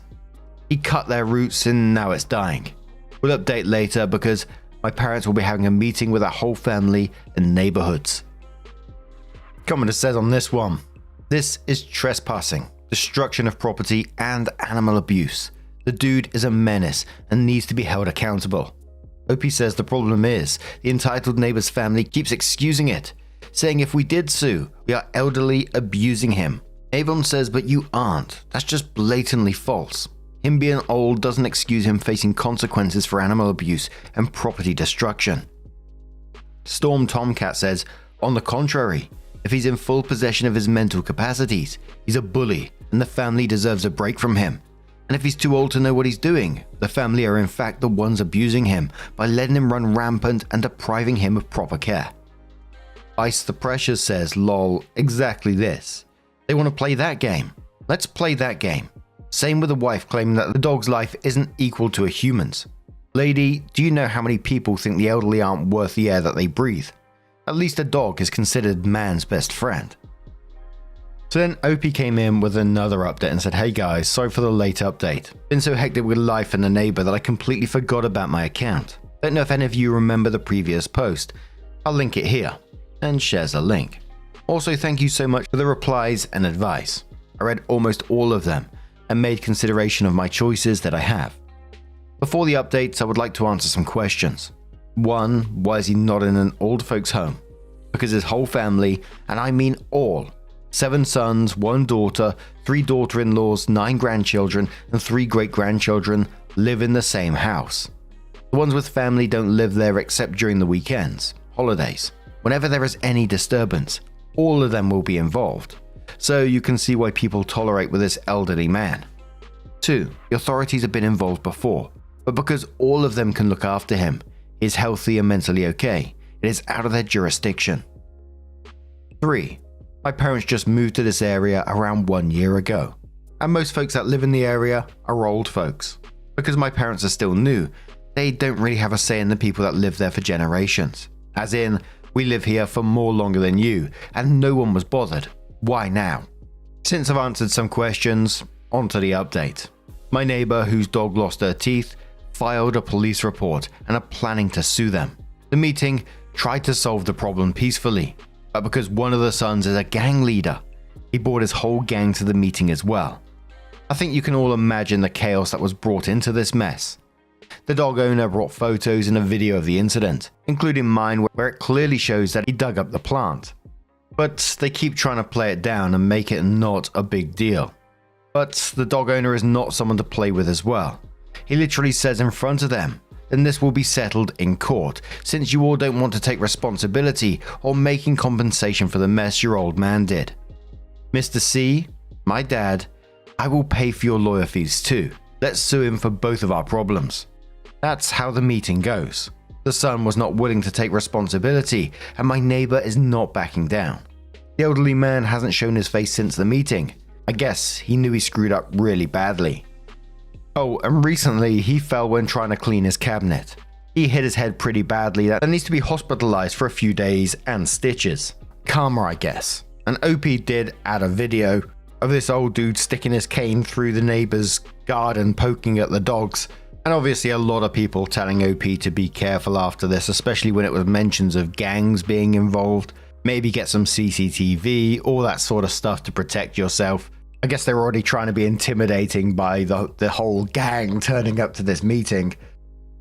But what do you guys make of this situation? How would you deal with it if it was you? Let us know your thoughts down in the comments below. Let's move on to another story. Now, our next story comes from Queen of Moths from the Entitled People subreddit, and it says, actually, expecting me to clean up after my pet makes you entitled. Man, I'm still trying to process an exchange I had this morning. I was sitting on my balcony having breakfast, and there was this woman I've never spoken to walking her dog. We don't know her, but my roommate and I see her down there pretty much every day. She's around our age, I would guess, so either in her 30s like us or maybe in her 40s. We've never exchanged so much as a hello up to this point. Now, I really like my apartment complex. It's cute and pleasant to walk around, and the only thing that really sucks is when people don't clean up after their dogs. It's so freaking gross, and I hate when people don't do it. You're a grown-up who made a choice to have a pet. That comes with responsibilities that you have to keep up with. Most people around here do clean up after their dogs that I've seen, so we know it's just a few rotten eggs. If I see people who don't look like they're doing it, I call them out, which I know comes with risks, but come on people. The response is sometimes defensive, sometimes a bit of twisting the truth like, oh, I was just going to. But they all know they should be doing it. Anyway, this woman has her dog right by our balcony, and my friend and I were just chatting until I noticed the woman walking away without cleaning it up. So I said in a tone more polite than the situation probably merited, "Excuse me, are you going to clean up after your dog?" And she says in this snide, snotty voice, "No, I'm good, thanks." I immediately burst out laughing, though not the good-humored kind, because I couldn't believe the audacity. I said, wow, that's really pathetic, which apparently is more than she expected me to do, because she came marching back. I have to imagine most people don't call this woman out. For her to have that kind of immediate vitriol makes me think she's that kind of spoiled just in general and was angry I'd embarrassed her. But she clearly knew I was right because she had to come back and double down. So she comes running at us with this kindergarten logic and goes, "I'm not the only one who doesn't clean up after my dogs. Lots of people don't clean up after their dogs." And I was like, so? How does that absolve you of adding to the problem? She keeps going on about how other people do it too, so I said, cool, then give me their names. Let's have a list because I don't see any of them right now. And she's like, open your eyes and figure it out for yourself. I was like, that's what I'm doing right now. She keeps shouting that she doesn't have to do anything she doesn't want to, and she doesn't care what I think. So I was like, holy crap, I've never met such an entitled person. It's insane to me that you're getting this angry over someone expecting basic decency out of you. And she says, no, you're entitled. I burst out laughing again and said, I clean up after my animals. Me telling you I don't appreciate you leaving messes on our shared property doesn't make me entitled. You're a grown-ass woman who knew what responsibilities she'd have when she got a pet. There are tons of people who don't want to see your dog's crap. You're not the main character. At this point, I feel like this woman has never been confronted beyond her first snarky response, and I have a bubbly and friendly tone normally, so she probably had expected to have scared me or shocked me into silence with that callous initial reaction, because she is practically melting down, trying to upset me while my friend and I laughed. She gave me a snarky, "Have a nice day," and I wished the same in an equal tone. Then she waddled off. And no, that's not me calling her fat. She was actually really fit. She just walked in a very exaggerated, cartoonish way like Jessica Rabbit or some crap. I thought she was going to be snarky, but my friend says she just always walks like that. We took a short video of her. Sadly, not of the incident itself, as we had to go grab our phones, and I plan to take it to the front office just to let them know. It's only step one. I doubt anything will be done with just this, but this has been driving me crazy, and I'm ready to start holding rude people accountable. Fortunately, I can use the corporate offices if the people here don't start to put pressure on people who are blatantly breaking their lease. It's right in there that you have to clean up after your animals. I'm not trying to get anyone evicted, but I'm hoping she at least feels the pressure to act like a grown-up and take care of her pets. Like, I wouldn't cry if she got a fine or something. Seriously though, it's painful to me that people like this even exist. She was so confident that she was somehow in the right that she didn't even try to lie about it. Like, woman, you aren't 12. The other people do it argument isn't going to hold up in court. Lol. I caught a glimpse of a comment mentioning that some people have to submit DNA of their pet. So, if there's a dog turd that's been left somewhere, they can get a DNA sample and send it off to a lab, and then that person gets charged for the lab test and a fine for the dog mess itself. I mean, it's a good plan. I just never heard of them doing that before. It's like, wow. Stardust says, wild. I don't live at a complex, but there's a trail near my house, and I thank my lucky stars they keep trash bags I can grab for my dog now, because before I'd have to grab leaves when I forgot to bring bags. But my brain remembered water and Tupperware to hydrate my dog. I've had to get diarrhea poop off trails with leaves, which is the worst. She has a sensitive stomach, but I can't imagine leaving poop right in front of someone. I'd be embarrassed. Opie says, yeah, there are bag dispensers in 3 spots around the main square, so they don't even have to go back to get them. It's just laziness and entitlement. But yeah, while things like that suck for sure, there are always instances where they weren't facing that kind of problem. I'm glad you're a good dog owner. I feel like going out of my way to praise people for basic decency when I see it. But OP came in with an update and said, so yesterday I posted about having a nasty encounter with a neighbor of mine who is apparently too good to pick up after a dog. She made sure to let me know that I was the entitled one for not wanting dog poop all over the property, and she made sure to toss in some classist remarks expecting maintenance people to clean it up. Someone suggested in the comments that she might be the pathetic sort to come back and intentionally try to provoke us. I thought for sure she wouldn't be that dumb. Turns out, I was the fool for giving her that much credit. But it's a good thing she did, because I got a great video of her. I'm not going to upload it for a number of reasons, but I might if she tries to do it to me. It played out in Entitled Loser 101 to a degree that it almost felt unreal. I can't believe people like this truly exist. She came by, intentionally brought her dog right beneath our balcony this time, and waited. I was like, cool, let's record. So we sit there. She waits for her dog to poop, then she starts to walk away, of course. Proof. Thank you. However, as she walked away, she saw I was recording and turned back. She started shrieking, "Oh my god, are you trying to record me? You know that's illegal, right?" I said, "Yes, I am. It's not illegal. You're in a public place." She starts yelling at me to mind my own business and that none of this concerns me. I told her that it did concern me because I live here too, and I don't want a poop-covered apartment complex, nor do any of the other residents, I would imagine. She told me I didn't own the complex, like that makes it okay. Do you, Mom? We had a back and forth, and she started recording me back, telling me threatening things like, "Thanks for exposing yourself," implying that she's gonna dox me and put it online. Hopefully nothing comes of that just because I want my privacy, but I haven't done anything wrong, so I'm not worried about it otherwise. When that didn't upset me, as she clearly intended, she started trying to insult me, and it was hilarious. This is probably because of your weight. My best friend and I burst out laughing. She called me a fat bee, so I started recording again to catch anything else she might say. She told me she was reporting me, and I told her to please do it so they'd know who she was when I report her. It was freaking bonkers. This woman is a nightmare. I'm actually worried this is going to escalate into something even worse, but I guess we'll see. So the second she left, we took the video down to the front office. I showed it to one of the landlords who was appalled. I mentioned the day before and how that had gone down, and I verified that she was indeed breaking her lease. Also, the landlord thanked me for policing people who just leave dog poop behind. She said they've been trying to get people to take responsibility, and it's turning into a real issue. After that, she gave me her email and asked me to send her the videos. I did so, and now we'll see how it unfolds.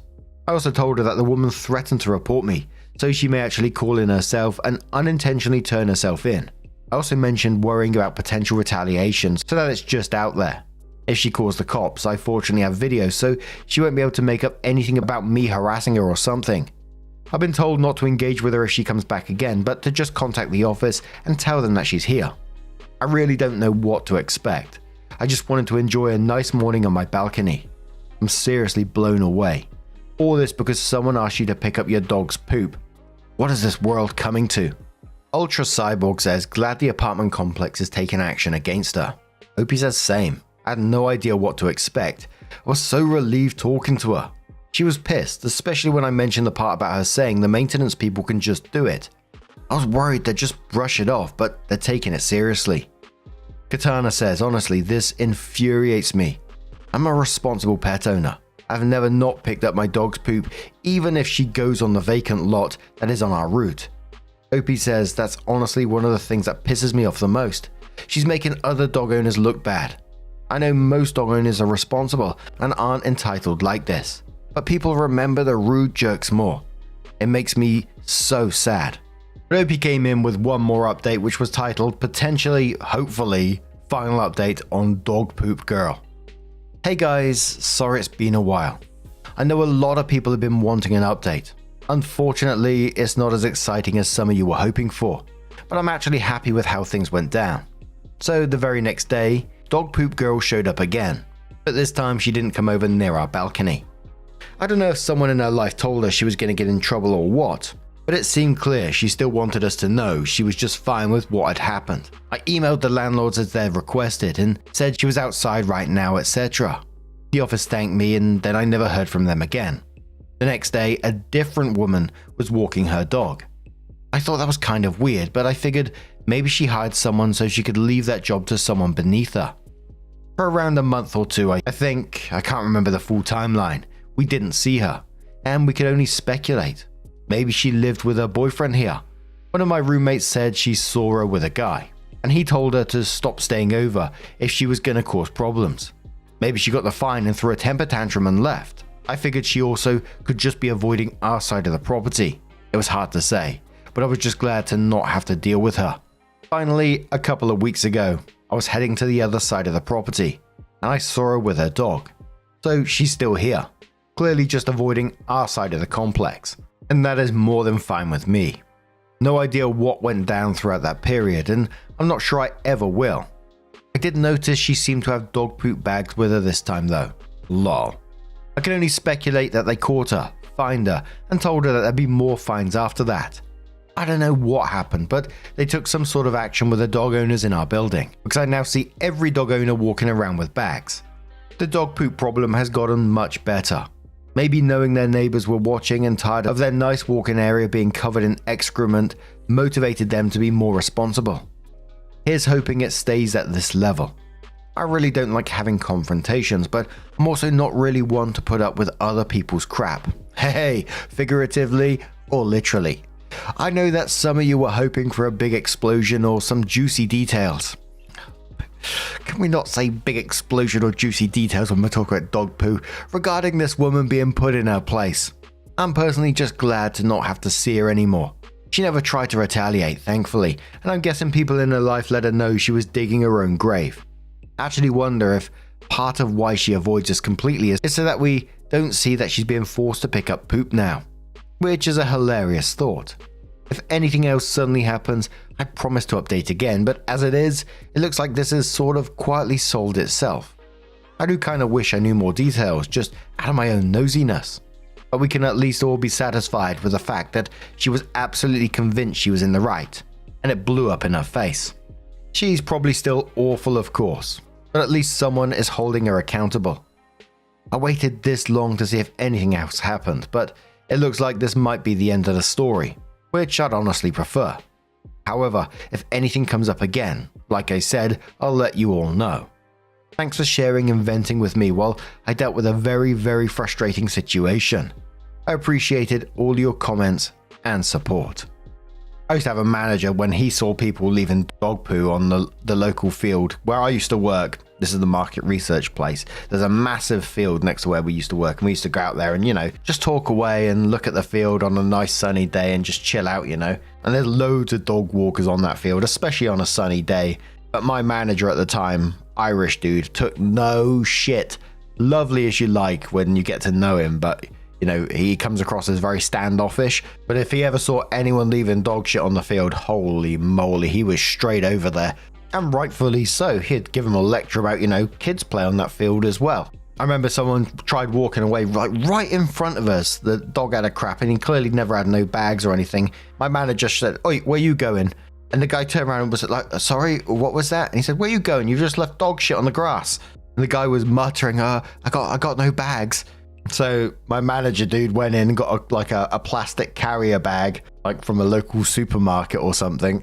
He just went, "There you go," and basically just stood over him while he picked up dog shit.